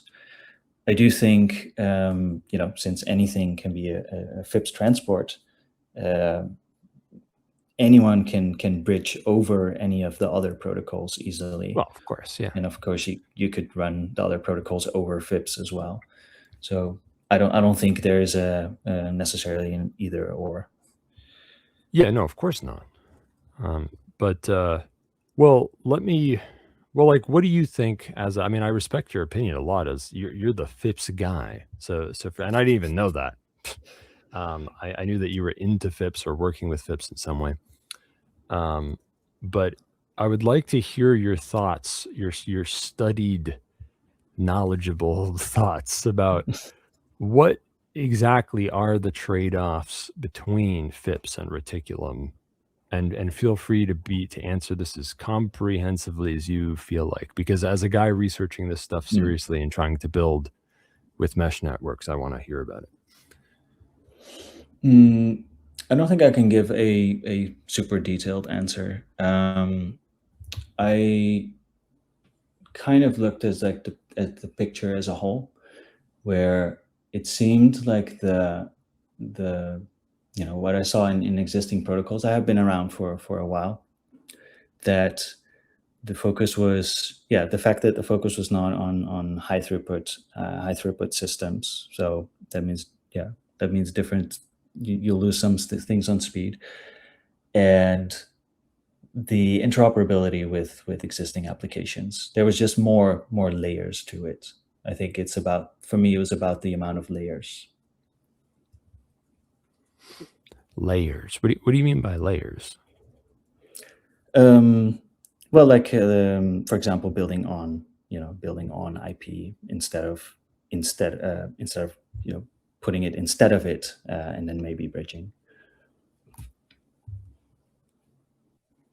Can you? I'm sorry, I'm still not following.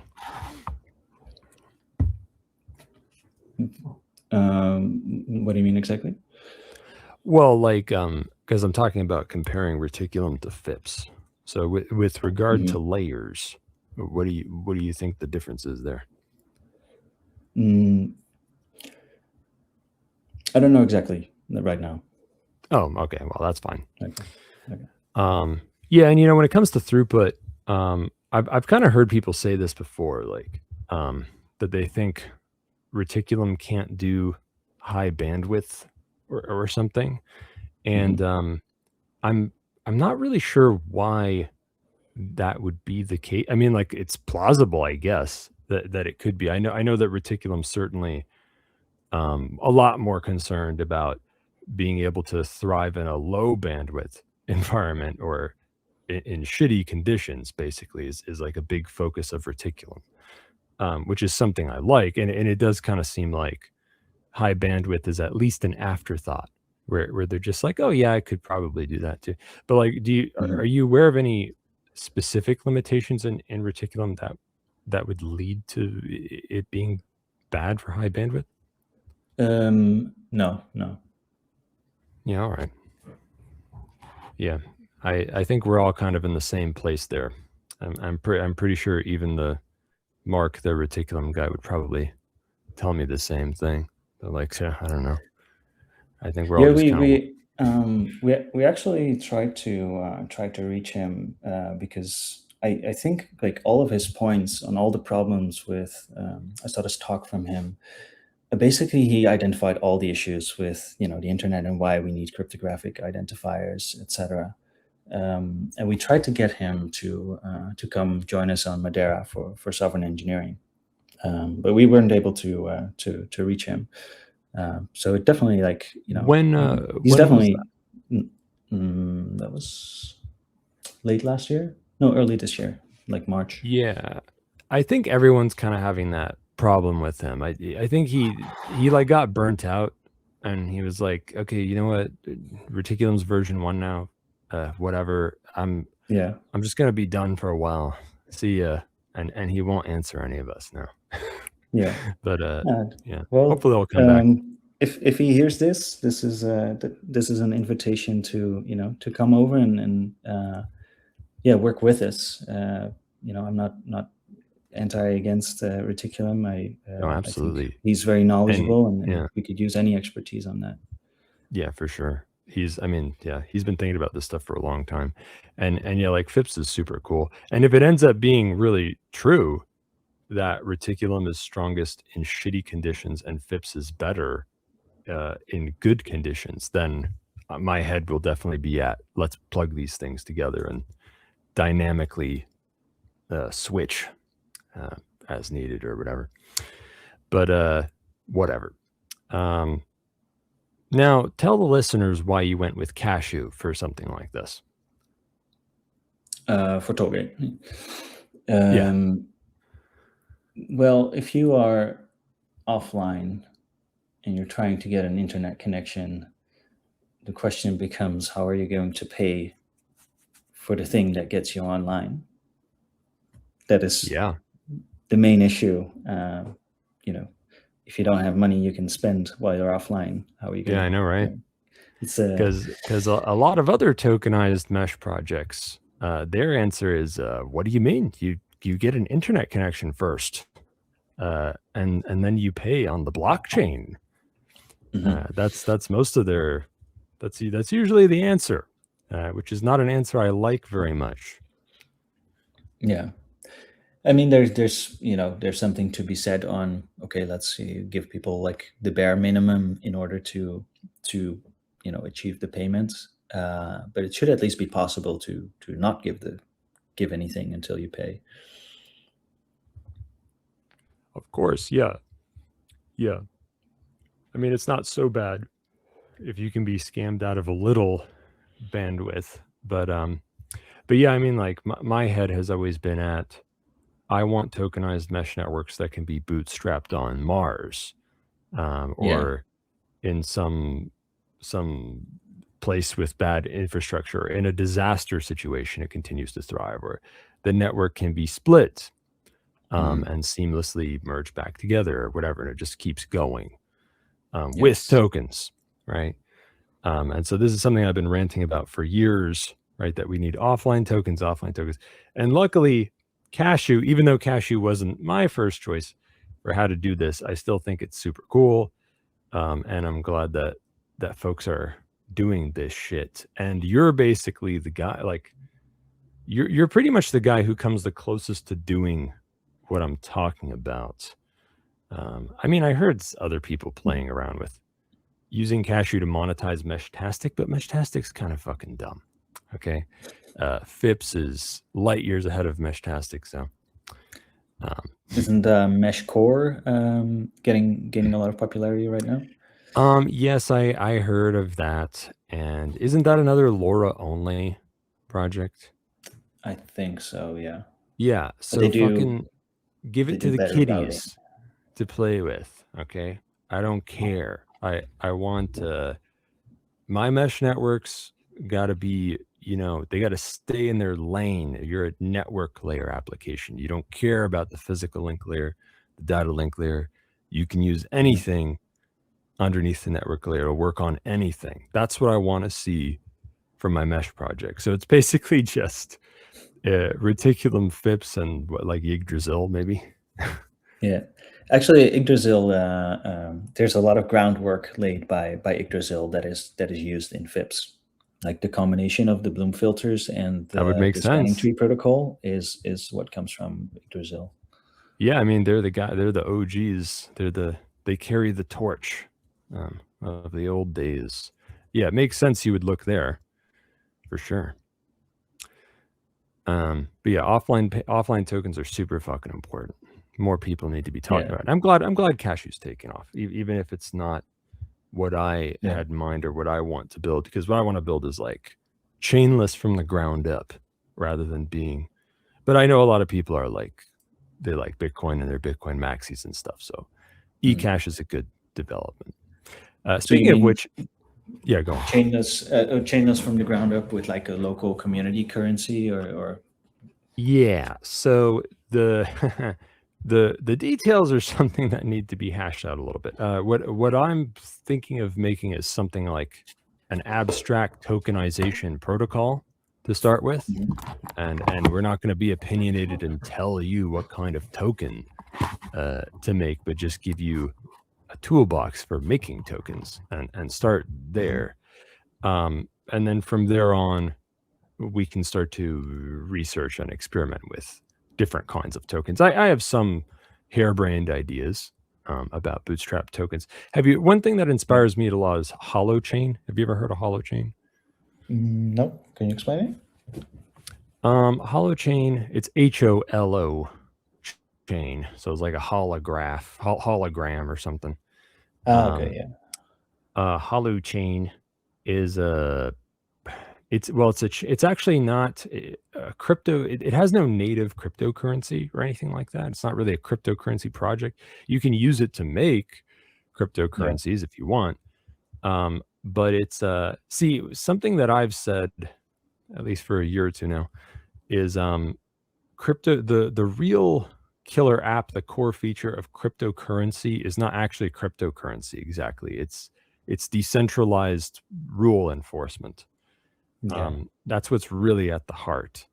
And Holochain has an approach to decentralized rule enforcement that is more grassroots and bottom up. That doesn't require a blockchain, which is for everyone in the world to have the exact same information. It's kind of monolithic. It's limiting.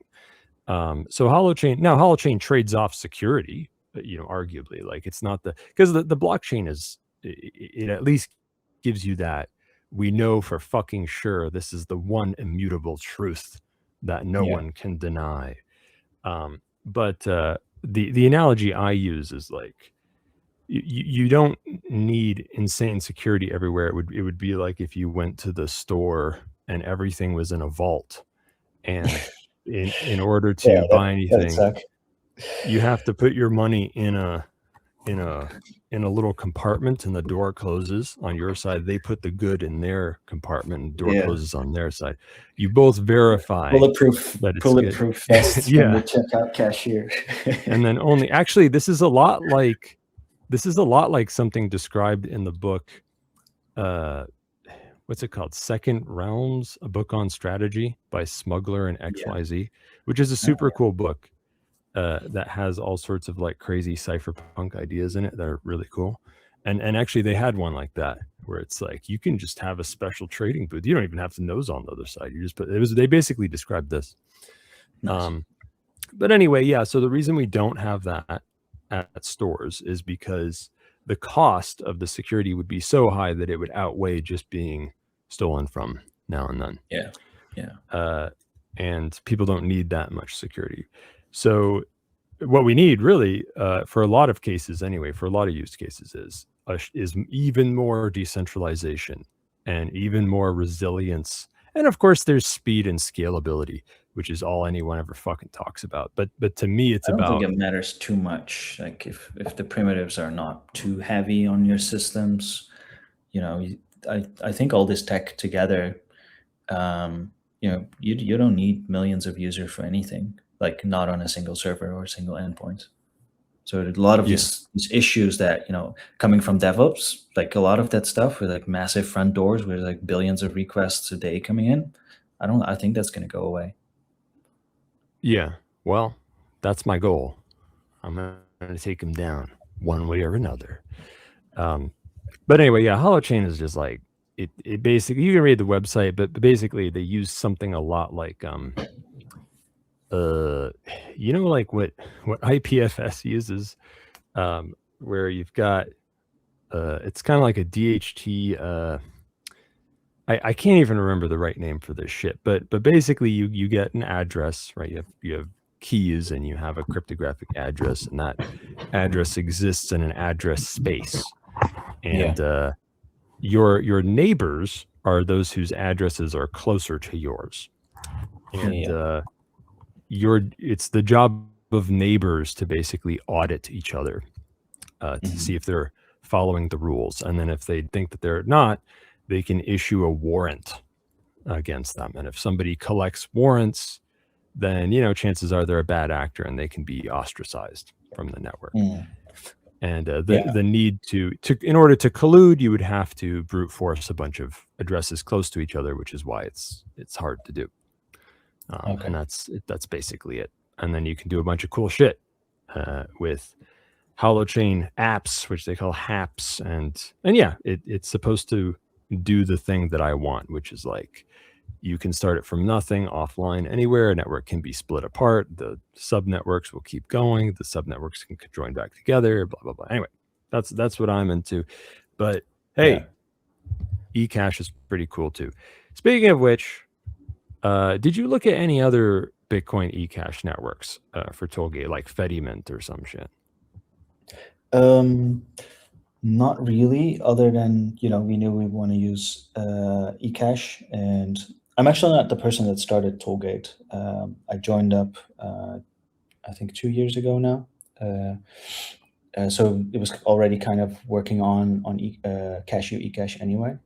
But I did find, Cashew eCash to just like work very well as a developer. It just, it clicks, it makes sense. And so it was good enough. Yeah, that seems to be what folks are doing. You could have done a lot worse. Community could have done a lot worse. Fedimint has it seems to be a trade-off as far as I can tell. Fedimint versus Cashew, but whatever. Yeah. It's cool enough. Now, have you guys put any thought into?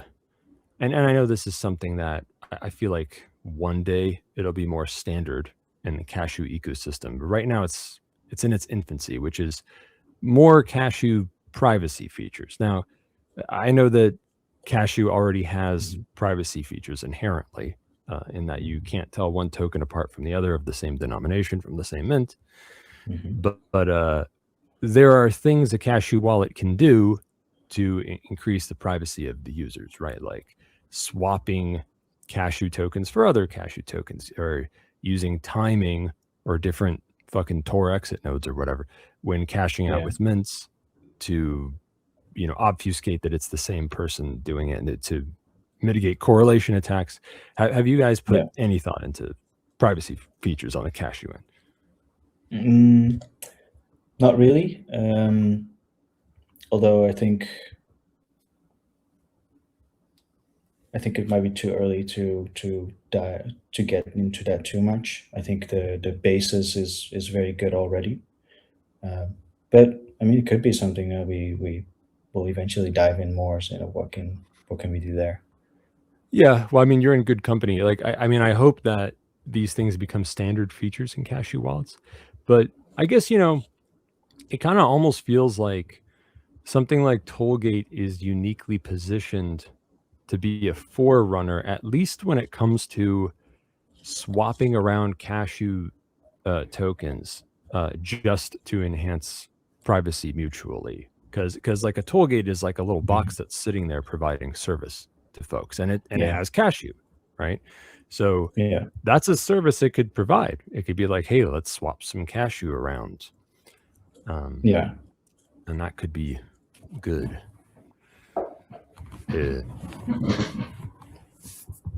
Now, I understand that Tollgate has automatic Lightning payouts split across profit-sharing identities. Is that right? Yes. What's the deal there? And is this partially for privacy, or what's behind this? No, the idea is just that, when you operate a Tollgate, either you want to split it directly, with the devs, or you want to split it across multiple of your own addresses or your shared ownership of a certain Tollgate. It's just to give the freedom, because it's fairly easy to do anyway, and the fees are not too bad. How configurable is this automated Lightning payout stuff? Like, can you mess with the timing or other ways that it does that? Yeah, we set a payment threshold where if you accumulate a certain amount of tokens, that it automatically tries to melt them to the address you specified. So it's kind of throughput dependent. There's not specifically a timer. There's a timer that checks, but it depends on the amount in the wallet whether it's actually going to pay out. So right now, is the only way you can change it just to change the threshold? Yes, if I remember Right. correctly, that is the only lever we have there for that. All right. Is Tollgate super married to Cashew and Lightning, or would you be open to supporting other payment methods too? We did specify the protocol as being any bearer asset. Right. Yeah, I although noticed that. Yeah. You even have Although, a variable for that where it's set to yeah, Cashew. yeah. So we did, want to split it there, so that we don't exclude necessarily other bearer assets. But I do think if someone is to build that, that we might have to reassess and see where it bumps heads. Yeah, of course. Has anything come up, or have you thought of any other bearer assets that might work? I think someone told me that there might be lightning-based bearer assets. Personally, I don't know of any other ones right on the top of my head. Do you have any in mind? Not really. Like besides other eCash or some Yeah, weird shit I haven't Fetty built eCash, for yet. example. Yeah. Yeah. Yeah, I mean, like I'm looking at building stuff like that. I'll let you know when I have Yes. something. All right. Well, I'm very pleased to see that Tollgate development seems so active. What's coming down the pipeline for Tollgate in the future? So the Rust version, based on FIPS, which enables us to do it on other platforms. Because one issue we hit with, thinking about getting it on Android is like, well, you have to make an Android hotspot, right?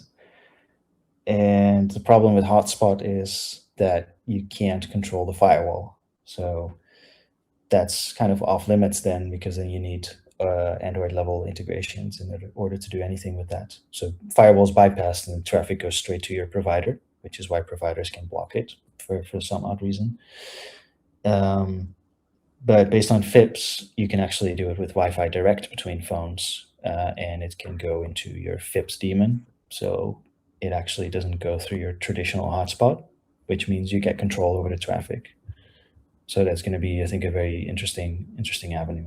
That's super cool. And I kudos to you for that, because I've been this thought has been in the back of my mind for years of like, why isn't anyone doing anything with Wi-Fi direct? Like Briar and stuff. They'll work with Bluetooth or over LAN. And it's like, why isn't anyone doing anything with Wi-Fi direct? And I just kind of assumed like, oh, maybe I just don't know what I'm talking about, and you can't. But No, it sounds like you can. Yeah, I think what the issue you describe is that when you want to do anything like mesh on phones, any app, like you have to think about everything. Like you've probably heard of the BitChat app, right? Yeah. So BitChat is an app for chatting, but in order to do the chatting, they also have to think about the mesh, and they have to make their own mesh with their own Which I don't like. encryptions and forwarding, etc. Yeah, but it's in some ways it's the best we've had. And my argument is that we don't have to do it that way anymore if we have something like FIPS that takes care of that for everyone instead of just one app. And then the app devs can really create something beautiful at what they want to make, which in this case is a chat app, but it can be anything else. And I think separating that, making it easier for developers to just use a mesh without having to think about all the complexities that come with it, because it is really hard. Like anything with antennas and radios, like it's, stuff doesn't arrive, Bluetooth churn, interference, and all that stuff. If you don't have to think about that and the message just gets there, then you get a lot more time to work on what you actually want to create. And that cannot be overstated. This is kind of my schizophrenic obsession for years now. Is I keep preaching we need a return to Unix philosophy in decentralized networks and cryptocurrency, where one program does one thing well, and we need the right solutions for mesh networking, distributed data storage, and secure distributed computing. And if we have those three big dApps, then we can compose them to build fucking anything instead of reinventing the wheel over and over every time you want to do something with it. It's fucking stupid, and it's a very big deal for people to get this through their skulls. So I'm glad to hear you talking that way. And then this is why FIPS is one of the good ones, because it has a good mind like yours behind it, probably a few others. Now, what the fuck is eHash mining? I saw that in your Nostr post. I don't know what the hell that is. That is an idea that Cobrador is working on. Cobrador.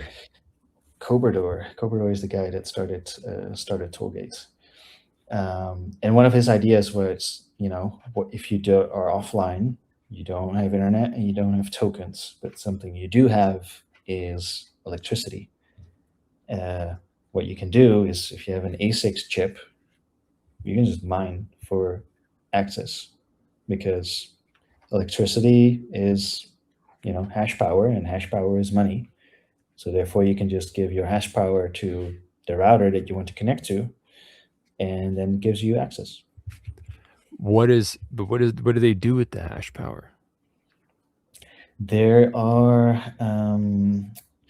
eHash mining pools. So, if you have a very low powered device, and this is where, we get into how Bitcoin mining works. That's not my cup of tea mostly, but. So is it actually used for Bitcoin mining like later?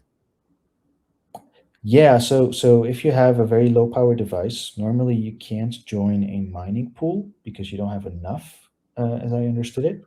And with eHash, which is basically giving you eCash tokens for the hash power you give. So if you hit a certain difficulty, you get like ratio to however much you contributed. And then if the pool hits a block, you get paid out based on the amount of tokens you've accumulated. It's a pretty nifty idea. So is it like, but it still requires you to be connected to a mining pool that's online, right? That's mining Bitcoin. Yeah, so I think his idea was to basically proxy it through the router. So you give your, the router just gives you whatever you need to mine on. You mine on it, and it gives you access and maybe some more eHash if I don't know what the cost That's pretty is cool. exactly. That's I think it's cool to have like multiple ways on getting access with whatever you have available. That's kind of an ingenious idea, actually. And that's something that actually we discovered building the protocol, is that Tollgate is not just for paying for internet. It's basically paying for anything that streams. Yeah. And electricity streams, water streams, you can beer streams. You could buy a beer and stream eSats, right? So we try to also extrapolate that and make it usable for those things as well, and not pin it down to just bytes. Well, yeah. Then see, now you're starting to, because the next thing that comes out of my mouth is, well, you can stream data or access to a distributed data store. You could stream computation, right? Yes. Yeah. All this shit needs to be tokenized. It's a big fucking deal. But yeah, man, that's super cool. Is there anything else you'd like to say about Tollgate? Well, try it out, test it, give us feedback, because it's still early, and we need to be testing and finding all the flaws. especially with new versions coming up. I really hope we make a big push this time, fixing all the design flaws that we hit earlier. It sounds very cool. It's definitely up my alley and my listeners, relevant to our interests. I want to talk to that Cobrador guy too. I want him on the show. Who is that other guy? The guy who worked on Jonathan? IP stack and shit. Yeah, Jonathan. Was it Jonathan? Yes. What? Jonathan Corgan. Okay, Corgan. Yeah. I'm gonna try and track these guys down. You should tell them that I'm super cool, and that when you got on my pass show, on the you message. got laid, and you got like grants and stuff because you were on my show. Awesome. Now I understand you're a furry. You went to Tech Fur Meet, is that right? Furry? Somebody your Tollgate is a furry protocol. You went. It was at Tech Fur Meet. Tech Fur Meet. I don't know what that is. Apparently, there's a furry tech convention, and Tollgate was at it. A furry tech convention. Oh, so it's Cobrador is the furry then? Is that what you're implying here? I don't know the term furry. Is that? Oh, okay. Well, I think you should look it up. Just turn safe search off, and do an image search. I didn't know he was actually going to do it. Yeah.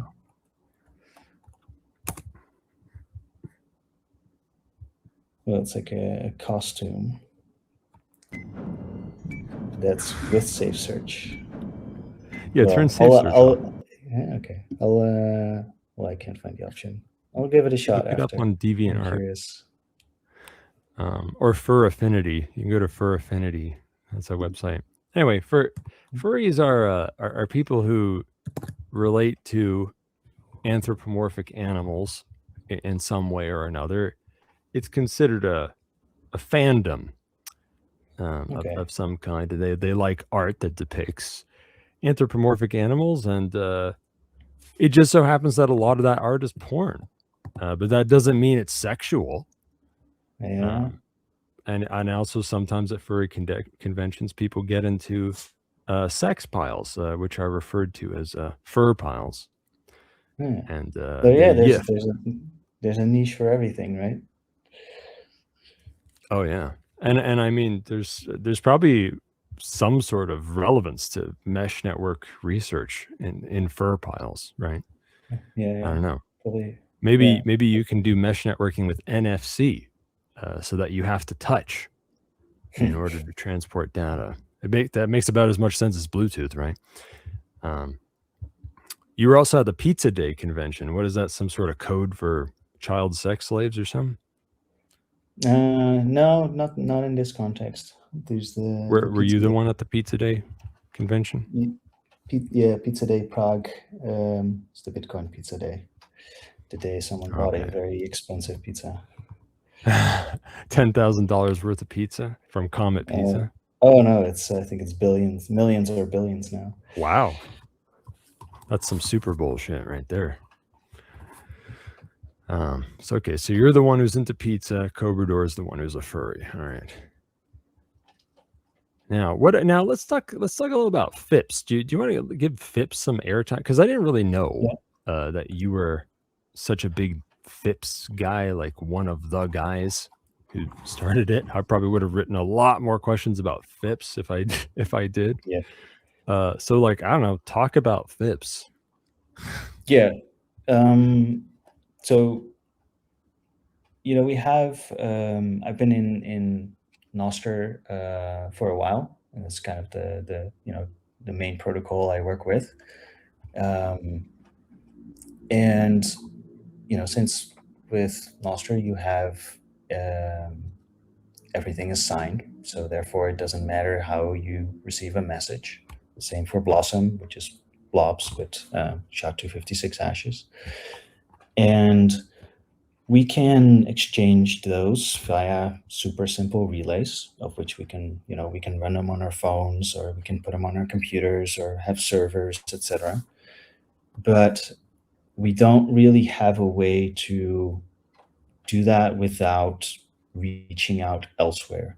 So, with the internet, we always go to a data center somewhere, whereas we have that shit on our computers and our phones. And the most organic way in which I think we all thought about is like, well, if I connect a USB between my phone and your phone, we should be able to send all the same stuff that if we were on Wi-Fi.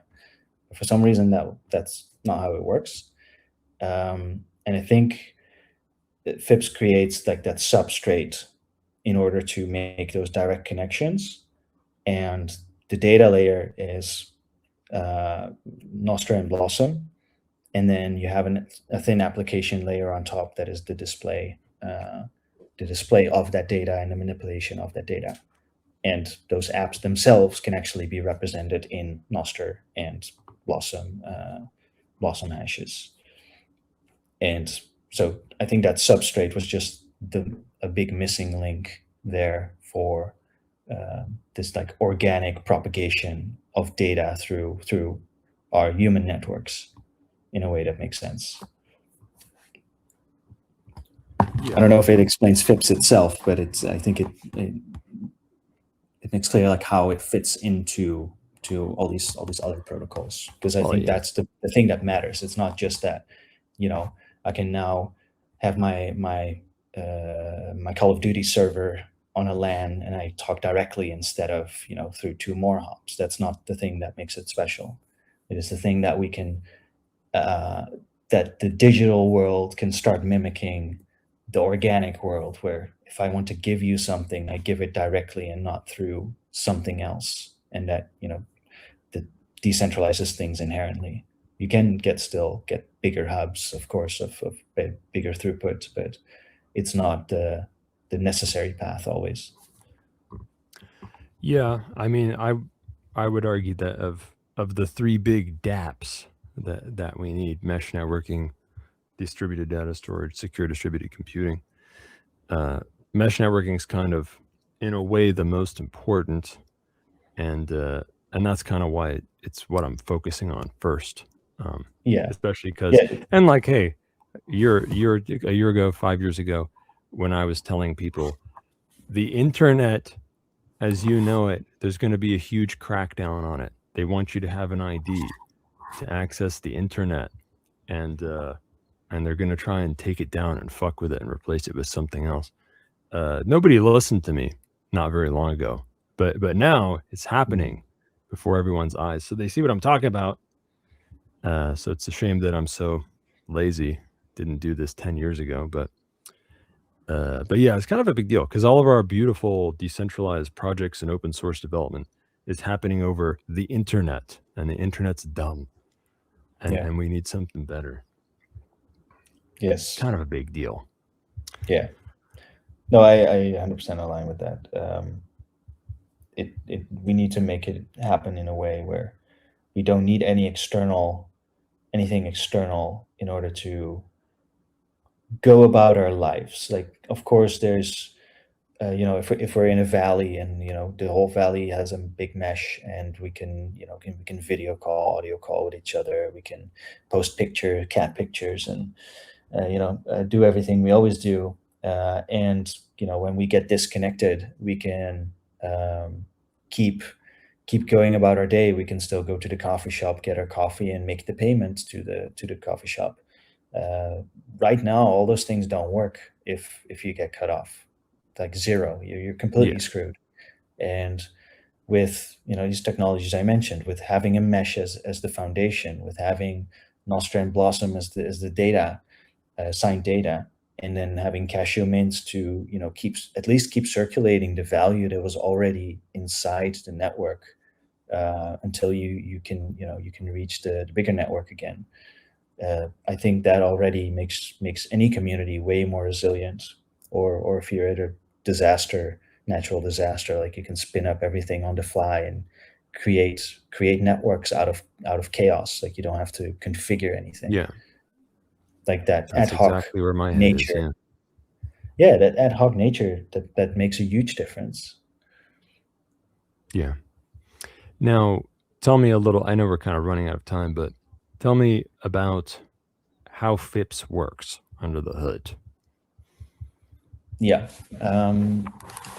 So when you spin up a FIPS node, you create a key pair, a Nostr key pair / it's the same curve as Bitcoin and Nostr.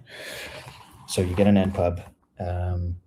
With this npub, you reach out to peers around you. You create a handshake and you establish a connection. And you do this across the whole network. And there is the spanning tree protocol, which is, to put it in layman's term, is like it acts like a North Star of the network. It's a giving directionality. It says what is up and what is down, but it doesn't necessarily hold any significant power over the data that travels through it. And this spanning tree protocol, you have what's called a root. So that's our North Star, if you will. And everyone just says, like, what direction is my North Star? So that is going to be my parents. So everyone has a parent, has one parent, except the root, because they are the root. And that way you get basically, it crawls, goes in all directions. And when you have peers, you keep a Bloom filter, that is that compressed set of npubs, for every peer that you have. So if I have a peer on the left, I keep a Bloom filter of everything that they can reach. And I have get a Bloom filter for my parents on everyone they can reach. Obviously, that's going to be the majority of the network, because the rest of the network is always, going to be far away. And that way, packets can find each other. So when you send a discovery request, your request is going to be sent to all the Bloom filters, all the directions, all the peers that have that npub in their Bloom filter. And that way it propagates through the network. You get an answer through the first one that answers. And that way you establish a route from A to B. And these peering links are encrypted. So if you have someone that's observing in the middle of the wire, they see encrypted garbage. And the nodes in the middle, they also can't see the end-to-end encrypted traffic. So there's two layers to it. There's the FIPS mesh protocol, which is describing how peers talk to each other, and then there's the FIPS session protocol, which describes how two endpoints talk to each other that can be several hops apart. Thank you. I still need to devour the docs and FIPS more. But I appreciate you saying that on the show for the kiddies at home, for the bosses, the little bosses, and even the girl bosses, none of whom are listening. Now, let me just quickly bang out. Luckily, we didn't get really any questions or schizophrenic comments for me to read to you. But I did get a couple schizophrenic messages that I found in the chat that I decided I want to read for my fan mail section. So I'm going to bang these out real quick. From good old Respublika Abkhazia. Some of you may have heard about the thing that happened in Berlin. First, I want to tell you that this whole thing is a big misunderstanding, and on top of that has been willingly misrepresented by the media. Let me explain everything from the beginning. After I first heard about what happened, I immediately had a suspicion. So I looked at surveillance footage from around the area of the incident and recognized the van and the driver involved in the incident. So of course I rushed to my Soviet landline phone and called my nigga Abdul with that old rag-ass piece of shit. When Abdul picked up, he was panicking, explaining himself and confirming what I already figured out myself. Abdul was like on any other day, out and about in Berlin, delivering delicious shawarmas with his van, using nothing but an old pre-Reconstruction printed map of Berlin and Allah to guide him. I told him many times to upgrade to Yandex Maps, but for privacy reasons, he refuses.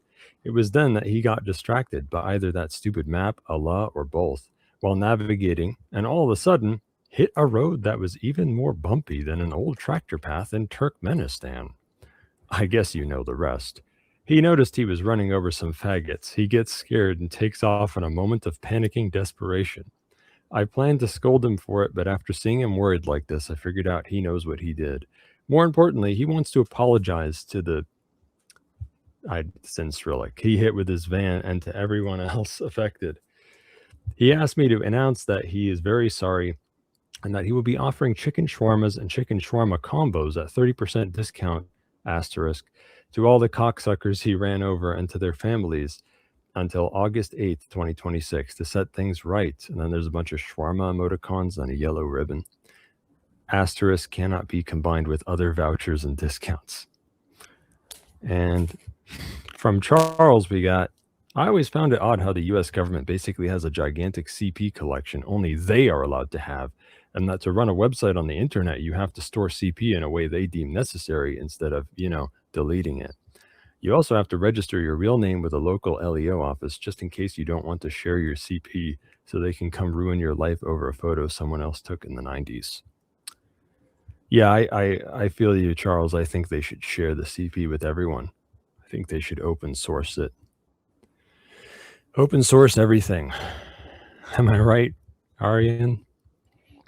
Maybe not everything. Now, let me ask you this one. This is a canned question. What is the top thing you think the listeners at home should do for their privacy or security? Exit the internet. Join a mesh. Yeah. I think privacy is not going to come from VPNs and all kinds of simple solutions like that. I think just changing the balance between the costs of surveillance and the cost of defending yourself. I know what you mean, man. I mean, I'm supposed to be a professional privacy consultant, right? And I've done that for many years. So I'm very used to being like, well, you can get privacy, but you have to do all these things. If it's like, for example, if your enemy is a state actor, then yeah, you can't just slap a VPN on it. Forget about it. It's going to get more complicated. But yeah, as a privacy consultant, as the great Thane Riddle, the fresh prince of privacy and security, the greatest privacy consultant in the world, the message that I have been shouting from the rooftops is privacy is a losing game. It's a losing game. Not everyone can be Thane Riddle. You have to cut down the cameras. You have to shoot down the drones. We have to kill them all. But yeah, also mesh nets are super cool and important. Now let me ask you this one, and this is an even better question for you.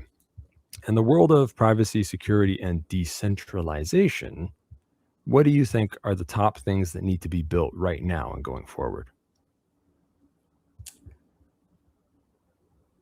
Really useful apps that don't squeeze users or even try to get a network effect, that are too cool to not use and can only be used on the networks we're building because they're only possible due to that. To squeeze the network effect? Yeah, how do you think that should be done? I think build on Nostr, Blossom, FIPS, and other meshes. Yeah. And make apps that make use of that. I agree. Yeah. And they need to be like user friendly and shit. And tokenization, which is a thing that you are working on, is a huge important ingredient to making that network growth oriented and sustainable. We need people to be paid. It's still going to be a lot cheaper than everything else.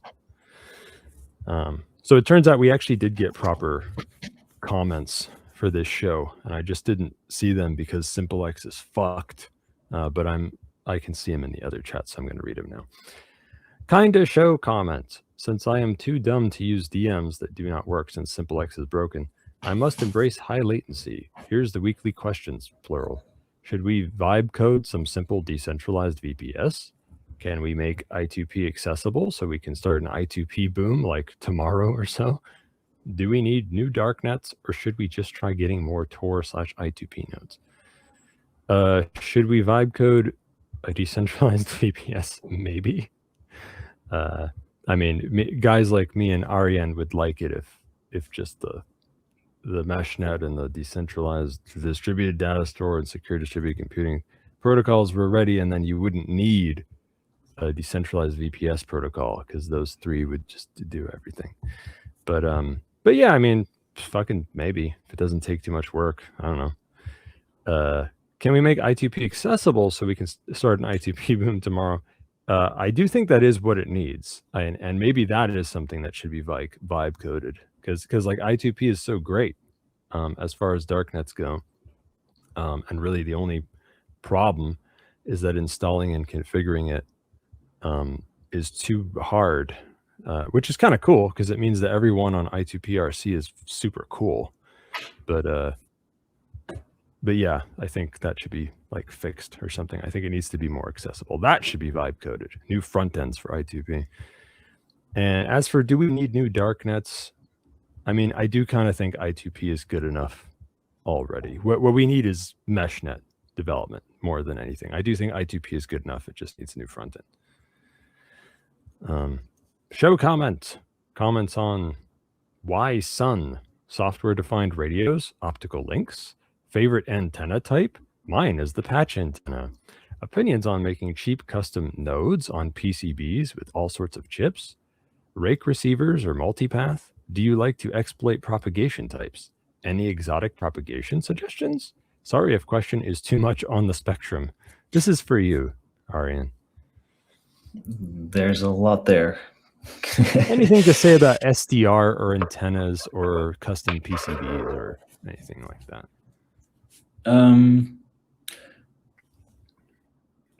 That's not really my expertise, but something to pay attention to that Cobrador is working on is flying balloons at like 10 kilometers elevation. That he's got to FIPS talk nodes to and us. Tollgates. We've got multiple people talking about balloons and airships and shit and using them for mesh. We've got a chat. Yeah, so balloons can be very, very interesting. They can stay up for years, apparently. I didn't know that. So I think that's an interesting avenue. Yeah, there's a guy ranting about that in our P2P chat. It's called the PAZNIA Anti-National Security Agency. I think Cobrador needs to be in there. Comment. FIPS for matchmaking and games? Compact low data rate apps for hiding the actual app traffic inside fake traffic for darknets and the internet? Is it easy to modify FIPS for using it as darknet thingus? Comments on compatibility between FIPS, Reticulum, and other mesh protocols.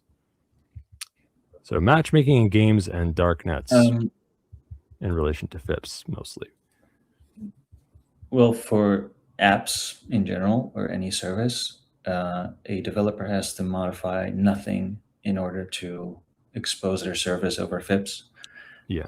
And again, FIPS supports any transport. So as part of the current release, you can peer with others over Tor and NIM VPN. Is the guest into weird stuff, or does he prefer to stay in his lane of coding? Drones, balloons, if Thane has not already brought that up. Agorist vehicles like printed cars, planes, or bicycles. Opinions on pygmy marmoset monkeys? Printed bikes would be cool. Yeah. Hell yeah. Carbon fiber, glass, nylon bikes with a turret on it. That it also flies. That'd be cool. Anyway, thank you. Thank you so much for putting up with me and being on the show, Arjen. Thank you. You're one of the best guests I've ever had, I think, actually, because I think that I feel honored. FIPS and yeah, I mean, you'd think it's a low bar because of how low the bar is on the show's like quality and stuff, but actually I've lucked out with some good guests. We got connections. Yeah, FIPS and Tollgate are two of the most important projects, in my opinion, for people to watch out there and play with. So it's an honor to speak to you. Thanks for being with us on the shows. Thanks for having me, guys. And make your plugs now.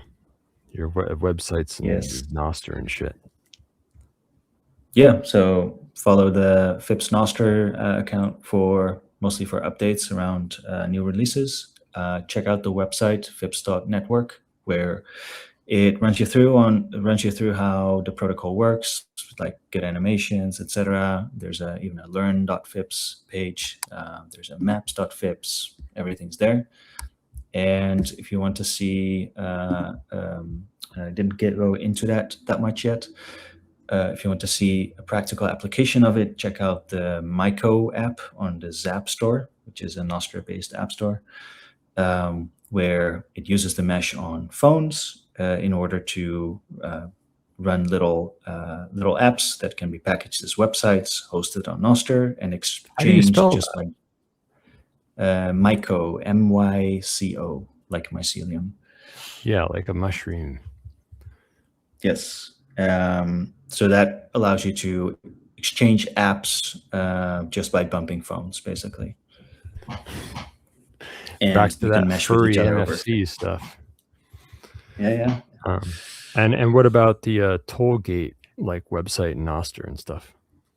Yes, Tollgate.me, Tollgate Nostr account, and the Tollgate GitHub account. There's several repositories to watch. And All Tollgate right, man. RS will be the grand new one. Thank you, man. Thanks for being on the show. Put in a good word with us for fucking Cobra Door and John whatever. Jonathan whatever. Thanks, man. We'll catch you on the flip side. Stay frosty, boss. Thanks, guys. Go to PAZNIA.com/SimpleX. Peruse the various SimpleX chats and join some of them. If you like the kind of shit that's on today's show, you might want to go to the P2P chat, the International Security Agency, where I'm even trying to develop my own harebrained meshnet tokenization project. If you know any scrappy young men aged 3 to 25 who seem like they could end up being a cop, a soldier, a gang member, a terrorist, or a school shooter, please make sure to let them know that we are on TikTok and Instagram at PAZNIA Radio. I am a super serious privacy and security consultant, Thane Riddle, the Fresh Prince of Privacy and Security, with many years of experience. You can give me money in exchange for help and so forth. Go to vonupodcast.com/CD, VONU podcast.com/CD to get me on session or SimpleX. On my next show, the guest will be Slow Bear Digger, a counter engineer who develops a cool, efficient, non-custodial Monero payment processor called XMR Pay. He's also working on the XMR Bazaar mobile app, and he's a freelance web dev taking Monero, specializing in making cool, lean websites without all that bloated Web 2.0 JS faggotry. I'll leave you with a quote from some guy named Madison Smart Bell. To me, there is nothing more soothing than the song of a mosquito that can't get through the mesh to bite you. Self-Liberation Saturday will keep going for some hours still with a little sundry PRN deprogramming, such as the beloved PAZNIA Folklore Storytime, unless we talked over it. Followed by Ethical Enclave Saturday, the precursor to agorism. This is some old school shit. Vonu podcast 1.5 and 1.5-2 from back in 2017 with Kyle Reardon. I guess info dumping about the very worthwhile OG Vonu strategy of ethical enclaves, which was indeed a precursor to agorism. So don't touch that dial, boss. Stay tuned and stay frosty.